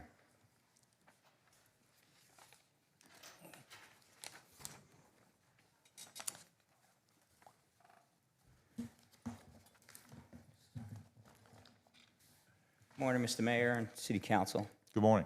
Appreciate being here and take a little time. Some of you may know me, some don't. My name is Rick Rayner. I'm representing here Quality Towing and Service Center in Myrtle Beach. I'm also the state representative for the SCTRA, which is South Carolina Towing and Recovery Association. I also sit on the board for the TRAA, which is our federal association in Washington, D.C. We have proudly served the city of Myrtle Beach for almost 40 years. In addition to our towing operation, we also own and maintain 2 storage facilities within the city limits. We're deeply invested in this community, not just as a business, but as a long-term partner in keeping our roadways safe and our city running smoothly. I want to take this moment to address something that is long overdue, adjusting the current towing city rates. The rates we are operating under today have not changed since 2012. That's over a decade without adjustments, while the cost of doing business has steadily and significantly increased. Since that time, the price of tow trucks have risen dramatically. Equipment that once was affordable now requires major capital investment just to stay in service. Insurance costs in our industry continue to climb year after year, driven by liability and risk exposure. And just as important, employee wages have increased, as they should. We are committed to hiring and retaining professional quality drivers, but to do that, we must offer comprehensive pay in today's market. At this time, we look around us, we see that rates have already been adjusted elsewhere to reflect these realities. As of 2026, Horry County, South Carolina Highway Patrol, and the Horry County Sheriff's Department office's towing rates are set at $272. This is a clear benchmark that reflects the current cost of providing towing services in our area. Meanwhile, the city of Myrtle Beach is still operating under rates established back in 2012. That gap is not just noticeable, it is unsustainable. We are not asking for anything unreasonable. We are asking for a fair adjustment to reflect today's economy and reality. The current pricing structure no longer supports actual costs of providing safe, reliable, and professional towing service. Without an update to these rates, it becomes increasingly difficult to maintain the level of service the city expects and deserves. It impacts our ability to invest in equipment, maintain proper insurance coverage, and retain skilled employees. Ultimately, that affects the quality and reliability of service provider to the residents, visitors, and property owners in the city. We've been here for 4 decades. We've grown with the city. We've invested in this city and support the city. We want to continue doing that, but we need price structure that allows us to operate sustainable and responsible.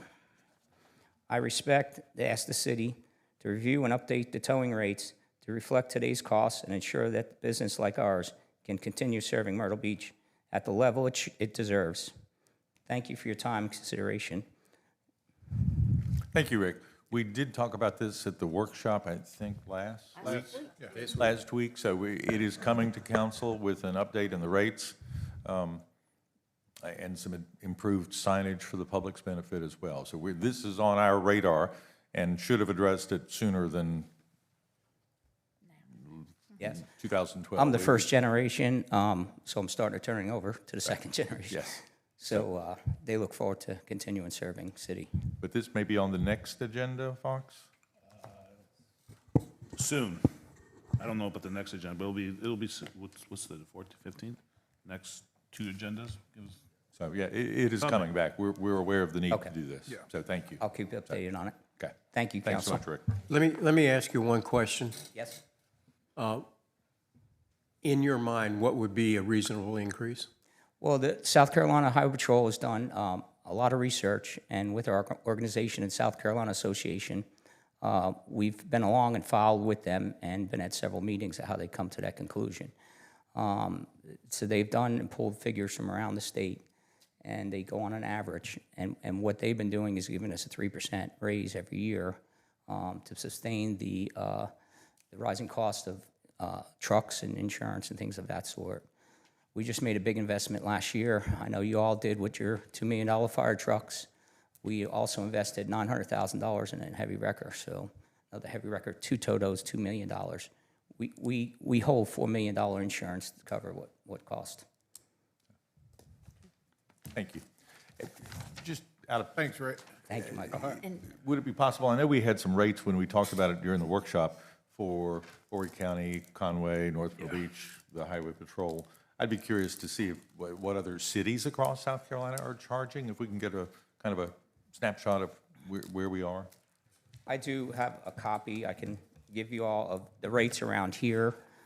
So if you want to make copies of them and pass it to the council. I think we got or those if you have from them. last week, but yes, we'll get an update, but it is coming back to council sooner rather than later, yes. Great. We'd love to have the input and be a seat on the table to talk about it. Super. Thank you very much, Rick. Thank you, guys. All right. Have a good day. Go ahead. I would say based on gas prices currently, it needs to be sooner. I would agree with you on that. Jennifer? That's it. That's it. All right, excellent. Now we'll go to the consent agenda, Mr. Manager. Good morning. It's still morning. We have 6 items for your considerations on this morning's consent agenda. The first item is motion 2026-49, authorizing the city to accept a grant in the amount of $45,000 from South Carolina Law Enforcement Division 2026 State Homeland Security Grant Program to support the PD Regional Incident Management Team, Myrtle Beach Fire Department for Incident Management Response. No local match is required. Next is motion 2026-50, authorizing the city to accept a grant in the amount of $40,000 from South Carolina Law Enforcement Division 2026 State Homeland Security Grant Program to support the PD Regional Collapse Search and Rescue Team, Myrtle Beach Fire Department for Collapse Search and Rescue Response. No match for that one either. Next is motion 2026-51, authorizing the city to accept a grant in the amount of $65,000 from the South Carolina Law Enforcement Division 2026 State Homeland Security Grant Program to support the PD Regional Weapons of Mass Destruction Hazmat Team, Myrtle Beach Fire Department for Hazardous Materials Response. No match for that grant. Next is motion 2026-52, authorizing the city to accept a grant in the amount of $15,000 from the PD Healthcare Coalition for the purpose of purchasing 8 combustible gas leak detection monitors to record the appropriation of such grants, and the amount approved. No match for that grant. Motion 2026-53, authorizing the city to accept a grant and award of $30,000 for the PD Healthcare Coalition for the purpose of purchasing an inflatable first responder medical rehab shelter system. No match for that grant.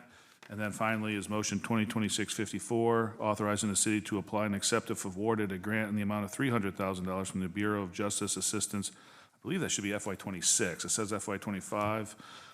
Local Law Enforcement Crime Gun Intelligence Center Integration Initiative for the purpose of purchasing a brass tracks machine and accessory equipment. No match for that either. Super, thank you. That, my math is $195,000 worth of grants awarded and $300,000 applied for at the end of the day. Second. Motion and a second. All those, any public comment on the consent agenda items? Any comment from council? All those in favor of the consent agenda as presented, please say aye. Aye. Aye. Any opposed? And the consent agenda is approved. Moving on to the regular agenda, Madam Clerk, second reading of 26-22. Second reading of ordinance 2026-22 to enact the City of Myrtle Beach Comprehensive Plan 2026. Cameron? Happy to answer any questions. If you want me to run through it again, I absolutely will. Council? Is there a motion to approve? So moved. Second? Motion. Mike? Again, council discussion? Good job, Cameron. Thank you. Any discussion from the public? All those in favor of the population element as presented to the City of Myrtle Beach, please say aye. Aye. Any opposed? Thank you. Jennifer, second reading of 26-24. Second reading of ordinance 2026-24 to annex 8.7 acres off of 48th Avenue North, the park, and to rezone from Horry County GR General Residential to Myrtle Beach R5 Single Family Detached Residential District. Cameron? Oh, maybe not. Yeah, so no change have been made to this request outside of the amendment we offered the last meeting to change that zoning classification from R5 to R7, just so that way it would limit the ability of manufactured homes to go into that community. It's an annexation of 30 residential properties and 4 POA properties into the City of Myrtle Beach. Planning Commission voted to recommend approval 6-1 on 3-3. Okay, thank you. Motion to approve. Second. Bill, for the second. Any discussion from City Council? Any discussion from the public? Do we have residents of the neighborhood here in the audience today? Yay. Oh, great. Thank you. Well, we'll send you a tax bill and your voter registration very shortly. So. All those in favor, please say aye. Aye. Any opposed? Welcome to the City of Myrtle Beach. Thank you. How soon will solid waste collection begin for them, just out of curiosity? I was just having a conversation with Janet. My plan is to have a full breakdown of all those assumption of services to those residents within the next week. Super, thank you very much. Jennifer, first reading of 26-25.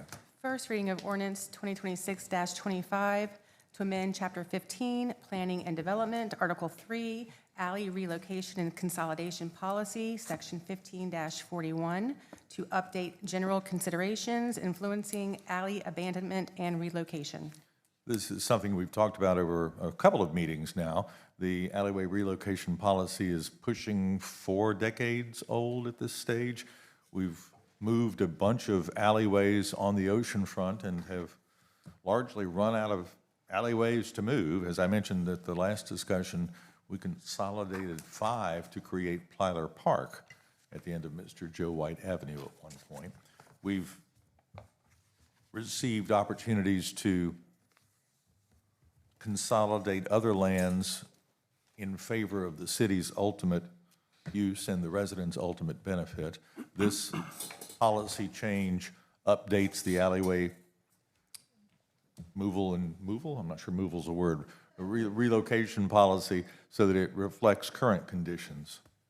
Mr. City Attorney, you want to talk about this? Sure. You're right. I think the original ordinance was enacted in 1994. Yeah.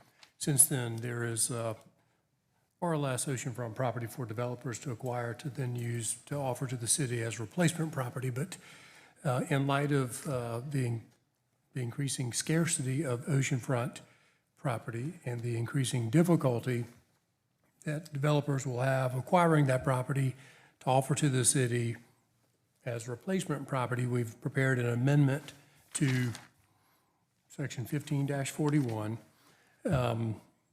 that allows City Council to trade a city-owned alley for property anywhere in the city, provided the city receives in exchange replacement land and other consideration having a total value at least equal to the value of the abandoned alley.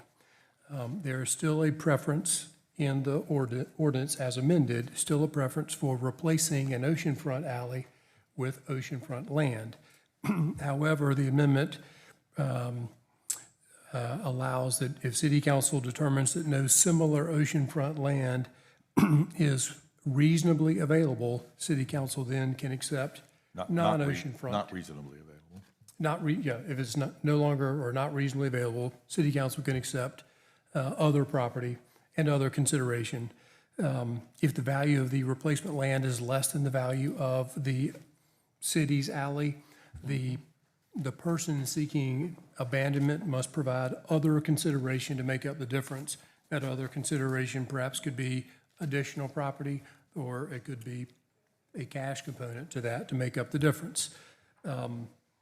There's a similar change in subsection D, allowing council to abandon a second row or a third row alley and to accept replacement land anywhere in the city, again, if council determines that there's no similar land available, reasonably available on the second or third row. The only other change is in subsection E. In addition to providing replacement land, the person seeking alley abandonment must also provide to the city, there's a cash component to this, and they either provide 1% of the construction cost, or since 1994, it was $40,000, whichever is greater. And the current ordinance has increased that $40,000 figure to $60,000. There you have it. Thank you. We don't talk much about why this was necessary in the first place, and let's just do that briefly here. When the city of Myrtle Beach was laid out in the early 1900s, it was laid out for beach homes, for single-family homes for the most part, or smaller properties. So the lots were in many cases 60 feet wide, separated by 20-foot alleyways, and it's tough to build much more than a single-family home on a 60-foot wide lot. So back in 1994, our predecessors recognized the fact that Myrtle Beach has developed and continues to develop, and if you're going to put a hotel of almost any size, you're going to need something bigger than 60 feet on which to do it. So this allowed for alleyways to be shifted up or down the beach in order to create a larger developable lot, but also to maintain the public's access to the beach and sightlines to the beach as well. As we discussed earlier, we've moved almost all of the alleys that exist or are available. This allows the city to continue the original intent of the policy, but also to take into account that there may be land elsewhere in the city which meets the city's needs, which serves the residents and businesses of the city better if it could be swapped for one of the remaining alleyways. Does that make sense? So, all right, thank you. Any discussion from council? Do we need to make a motion? Oh, Motion to I'll approve. second. okay. We have a motion and a second. Any discussion from council? So I noticed still on the markup copy that we have, amended copy in our folders, it's still in section E, says 460. The 4 is stricken through, so it's actually 60. It used to say Okay. 40. I guess And it's been I don't updated see to that the 60. fours. But the strike through, it's hard to see. Strike I'm through. looking at it as well. Okay. I can't see the strike through. Will, in section F is the sidewalk easement, public access right-of-way. Is that self-explanatory there? 2 or more lots, then public access is mandated. Section F. New section F, okay. Yeah, I'm sorry, new section F. Okay.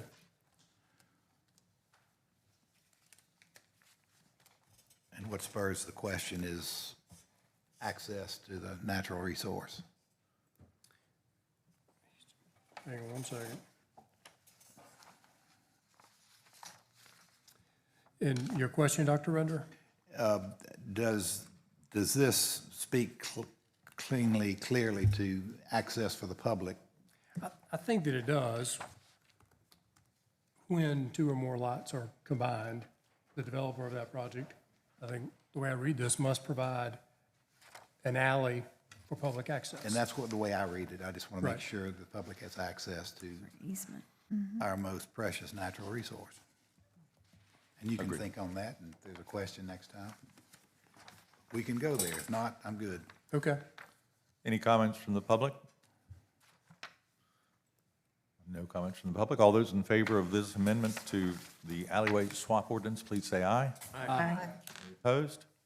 Thank you.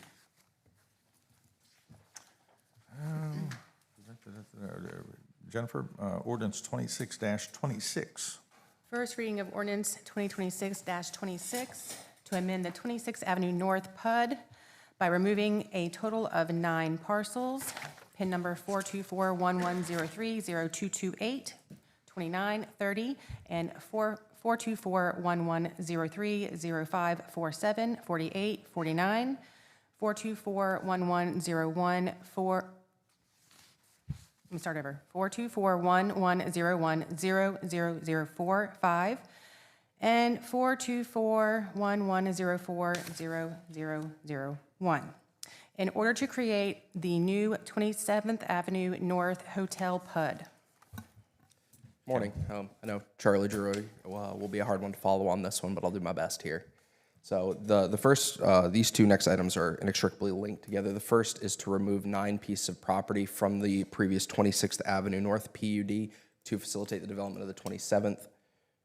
That is the entire bounded parcel of the 26th Avenue North PUD. The red section there will become the 27th Avenue North PUD. Under doing our due diligence here, we noticed that it would strand the 5 most north parcels of the 26th Avenue North PUD. PUD properties must be contiguous, so under doing that work, we realized those would have to be removed from the 26th Avenue North PUD as well. Those will revert to underlying MUH zoning.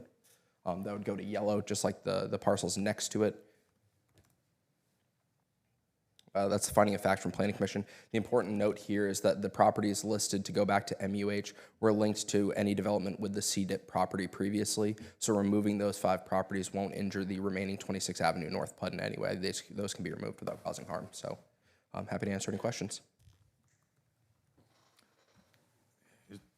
Dr. Render? Well, just for the lay public, can you explain the PUD process very briefly? Why folks employ a PUD?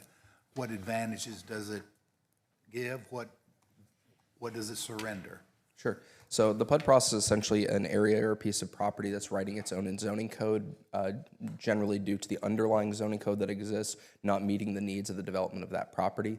In exchange for getting a PUD, the city receives substantial public improvements or public benefits given to the city in exchange for allowing that piece of property to undergo its own zoning code. And that's the key. There's give and take in this. Correct. I can still recall the Pine Lakes PUD where there's a playground now that was part of that donation. Correct. Okay. Thank you. Is there a motion, or you've got a comment? Go ahead. Probably going to get a motion in a second. Then I'll ask. So moved. Motion for approval, second. As I've asked about PUDs that's been created over the longest now, is there a sunset clause on this PUD? Yes, there is. And that sunset clause date is? I believe it's 10 or 15 years. I don't remember off the top of my head. 15-year development timeline. How much? 15 years. 15. Okay. And if I may, what's very exciting for us with the 27th specifically, we've seen over the years PUDs come in, there are multiple owners breaking out into it, and it kind of creates a mess. This is a single shot PUD with one development owner. That will make this much cleaner over the duration of that time. Thank you. And in the way of mechanics, do we do that now on every new PUD considered with regard to sunset clause? Yes. Thanks to Mr. Louder a couple of Yes. years ago. All right, thank you. Any other Cam, comments? why was why 15 years versus 12 or what? Why did we decide a 15 for the sunset on this particular project? That was a request by the applicant. I would turn the why over to them to answer that question. Okay. You want to hear from the applicant at this point?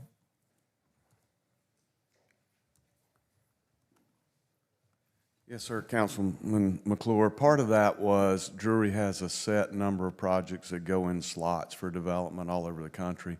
As we talked about this morning, unlike your typical developer where they're coming in here under a franchise and this is the only project they have to do, they were hoping that the timing of this would work out so they could slide that into next year's slot, which is still the goal. If that happens, then that will dramatically increase that timeline as opposed to the 15 years. But if for some reason it were delayed, it would have pushed it back. So that's why we plugged that number in Got there. it. Thank you. Yes, sir. Any other comments from council? Any comments from the public? We have a motion for first reading of 26-26 to amend the 26th Avenue PUD and to create the new 27th Avenue PUD. All those in favor, please say aye. Aye. Any opposed? And that's approved. The next item is connected to this. Jennifer, 26-27. First reading of ordinance 2026-27, to create a plan unit development between 26th Avenue North and 27th Avenue North, PIN number 424-1103, 0229, 0230, 424-1102-0547, 424-1103-0001, and 424-1104-0003, known as 27th Avenue North Hotel PUD. Motion to approve. Motion to approve, is there a second? Second. Second. I noticed in the text that accompanies the agenda item that it says a 10-year development window. That number did change during the process here, so let me look at the actual language of the PUD.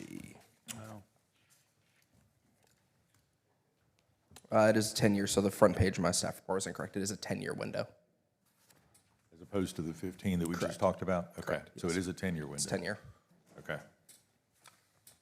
Do you want to talk about this? I'd absolutely be willing to, or answer any questions that y'all may have on this. Just for our benefit, can you show us the PUD map again so that we know where we're talking about? So that would be the boundaries of the new 27th Avenue North PUD. Comprises 9 different pieces of property during this process. A few of those are alleyways. Be 2.31 total acres with a minimum lot size requirement of 2,000 square feet with a 20-foot width. It would cap a max building height at 175 feet with 90% max building coverage. The PUD would allow for a total of 400 units. That is an open space, green space. It would feature a second row pedestrian walkway to connect folks from the hotel complex on the first row back to the parking deck on the third row.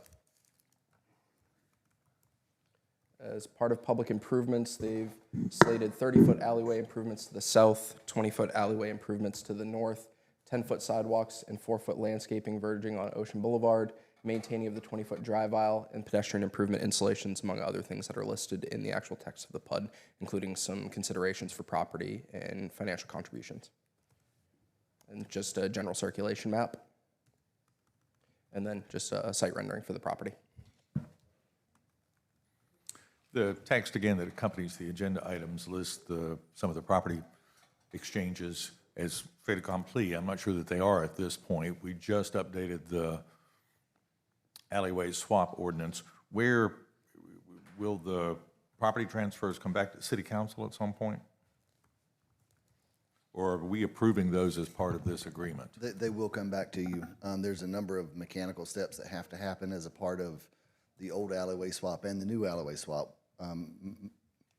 The most time-consuming of which would be actual appraisals on all of the parcels involved in the transaction. We received the last appraisal for the last parcel on Friday. I've shared those with the applicant. We've agreed on the valuation, so we will update the purchase agreements and all of the other documents associated. And my plan would be to bring those back to you before second reading of this. So hopefully within 2 weeks, that will also be on the agenda. So council will have a chance to see and approve the land transfers that will accomplish both the alleyway swap ordinance and the creation of this particular PUD. Yes, sir. Okay, thank you. And Brian, as a matter of routine, do we employ multiple appraisal firms? In past deals, we've used 2 or 3.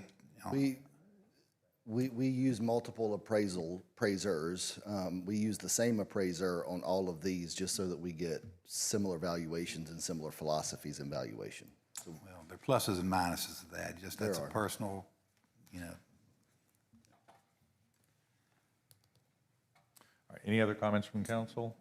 I think I asked about the public. Any comments from the public in case I didn't? All those in favor of first reading of 26-27 to create the 27th Avenue North Hotel PUD, please say aye. Aye. Any opposed? Thank you very much. Thank y'all. Thank you. Jennifer, motion 26-46, please. Motion 2026-46 to appoint 1 member to the Myrtle Beach Air Base Redevelopment Authority. Mr. Mayor, I'd like to appoint or nominate Ed Carey for this unexpired term of Mr. Second Whittier. motion. Got a first and a second, Mike Chestnut. Any discussion from council? Any discussion from the public?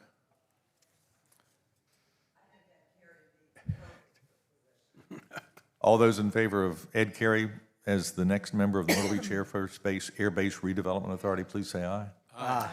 Any opposed? Thank you. Congratulations, Ed. Jennifer, motion 26-55. Motion 2026-55 to appoint one member to the Convention Center Board of Directors. There's a vacancy to fill an unexpired term. We've got a recommendation for David Victoria, who's a non-resident.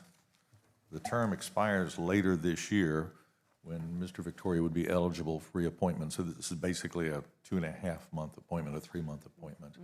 Is there a motion for either Mr. Victoria or somebody else? Make a motion to appoint David Victoria. I'll second that. Okay, well, either of us is fine. Any discussion from council? Any discussion from the public? All those in favor, please say aye. Aye. Aye. Any opposed? Thanks. Motion 26-56, Jennifer. Motion 2026-56 to reappoint 4 members to the Senior Advisory Board. So the terms of Phil Hayes, Keith Compton, Lauren Keith, and Patty Sleem have expired. Lauren Keith and Patty Sleem do wish to be reappointed. Phil Hayes and Keith Compton are happy to return to retirement, apparently. On file for the remaining 2 seats are the resumes of Anita Brooks and Karen Jensen. Do we know offhand if Anita and Karen are city residents or not? Under the city code, a majority of the board members must be city residents. They did not have their information for city residents, so I'm just going to say no for now. They do have a majority residents already. Okay. That's why I So didn't put it it's on there. irrelevant at the end of the day. So- Is there a motion? Mayor, I make a motion that we appoint and reappoint Lauren Keith, Patty Sleem, Anita Brooks, and Karen Jensen to the Senior Advisory Board. Is there a second? Second. Mike Chestnut. Any discussion from council? Any discussion from the public? All those in favor of the appointments or reappointment of Lauren Keith, Patty Sleem, Anita Brooks, and Karen Jensen to the Senior Advisory Board, please say aye. Aye. Any opposed? Thank you. Jennifer, 26-57. Motion 2026-57 to reappoint 3 members to the Standard Code Board of Adjustments and Appeals. So the terms of Richard Berry, Neil McCoy, and Jeff Hunter expire later this month. They all wish for reappointment. And all 3 of those seats are the 1-year alternates, and certain professions are required to fill those seats. Their new expiration date will be April 26, 27. So this is, again, a 1-year appointment of those 3 folks. Do we have a motion? Motion to approve. Was that a first and a second, or a second and? Either way. Either way. Bill was the first, Mike is the second. How's that? Any discussion from council? Any discussion from the public on the appointment or reappointment of 3 members to the Standard Code Board of Adjustments and Appeals? All those in favor, please say aye. Aye. Aye. Any opposed? Thank you. Madam Clerk, motion 26-58. Motion 2026-58 to reappoint 3 members to the Planning Commission. The terms of Joyce Caritas, Austin Guyton, and Zeb Thomas expired yesterday. Mr. Guyton and Mr. Thomas both wish to be reappointed. On file are the resumes of Lawrence Langdale Jr., Jameen Stump, Kenya Staten Hennigan, Thomas Muller, William Owens, Megan McKelvey, Dr. Vincent Contreras, and Camille Swick. All are city residents, as they must be for the Planning Commission, which is a state-required board. The expiration for all 3 seats will be April 13th, 2029. Do we have a motion for any of these folks? I'd like to make a motion to reappoint Austin Guyton and Zeb Thomas, and to appoint Lawrence Langdale. Second. We've got a motion and a second here. Bill? Any- Can you do the second? Jackie Mike. and Mike Louder. Mike, Thank you. any discussion from city council?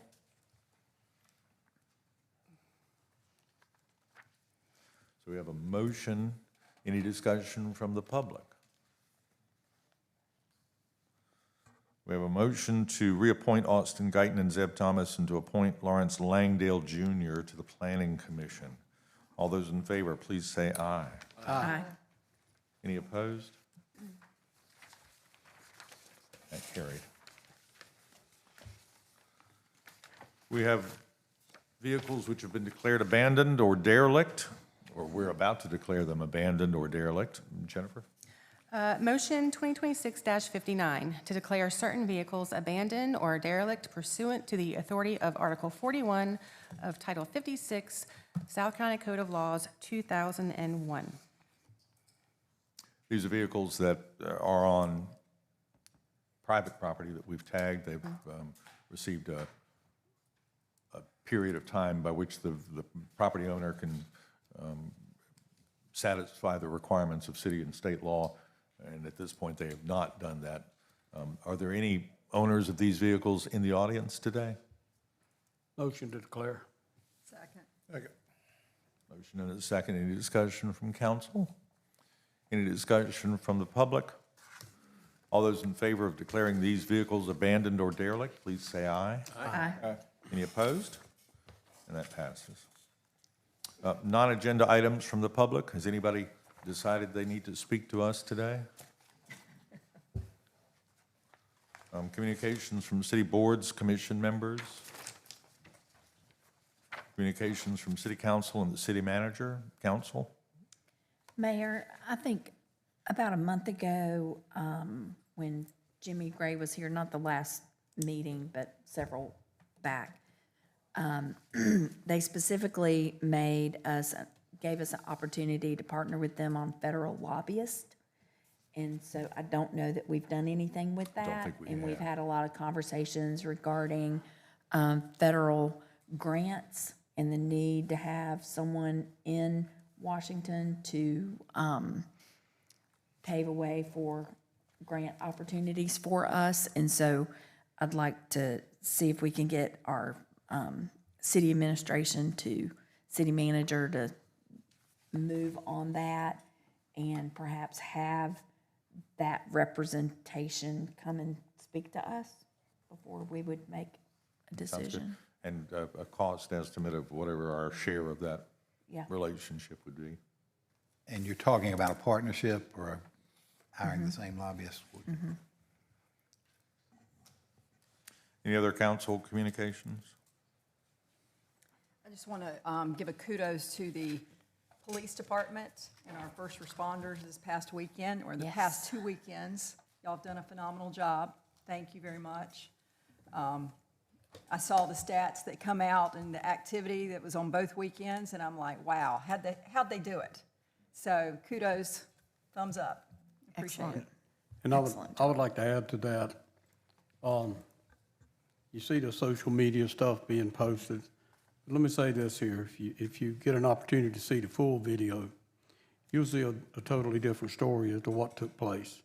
And I will tell you, I watched that video several times, and all the officers involved, they were professional, they did their job, they did the job they needed to do to provide safety for our community and provide safety for themselves. And I commend all of the officers involved in a great job that was done. Thank you. Council? And then the Coast RTA appointment, someone suggested, it may have been Debbie, that I contact the Bike and Pedestrian and Traffic Advisory Committee, which I have done, and they've got a meeting tomorrow and may have a recommendation for us in the near future for a Coast RTA appointment. Mayor, in your conversations with the chairman, the county chairman, is there any way that we can get a blueprint as to what services are available for our senior community that don't duplicate one another, or how they're better coordinated you know, the 11 or 12 centers we have, anything from hours to activities to the needs and wants of that community. Sure. I feel like so many of those folks are here by themselves now, and we just need to make sure that there are avenues to which they can avail themselves for any services that are in place. We can do that. I believe county tax residents pay a small percentage of a millage to fund the senior centers that operate in Horry County. And I'm unfamiliar. That's what I'd like to know about, if we can find some information there. All right. Motion to adjourn. Whoa, I got one thing. You got one? You got one? You want to go? For what? I got one thing. Oh, no, go. Oh, as Meredith put in the thing, we have in our beginning of the meeting, the video. Our police chief's process is starting next week.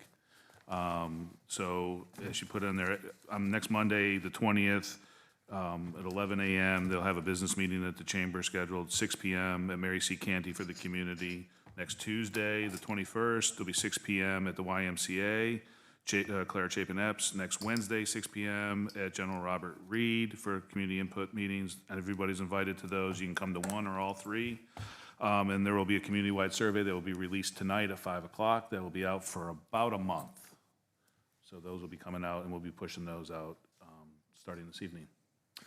I think we're all aware that the city of Myrtle Beach is in the market for a new police chief. Chief Prock retired after nearly 30 years of service to the city, coming up through the ranks.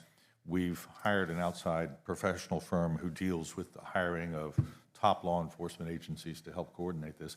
What sort of timeline are we on? I don't think we've actually advertised the position yet because the firm is still gathering information. They're going to take the survey and the meetings and assimilate that brochure that will then go out. I don't know, it's going to take them a couple weeks once they got to wait for the survey to come through before they can finish. I would imagine end of May, beginning of June, but that brochure will be pushed out.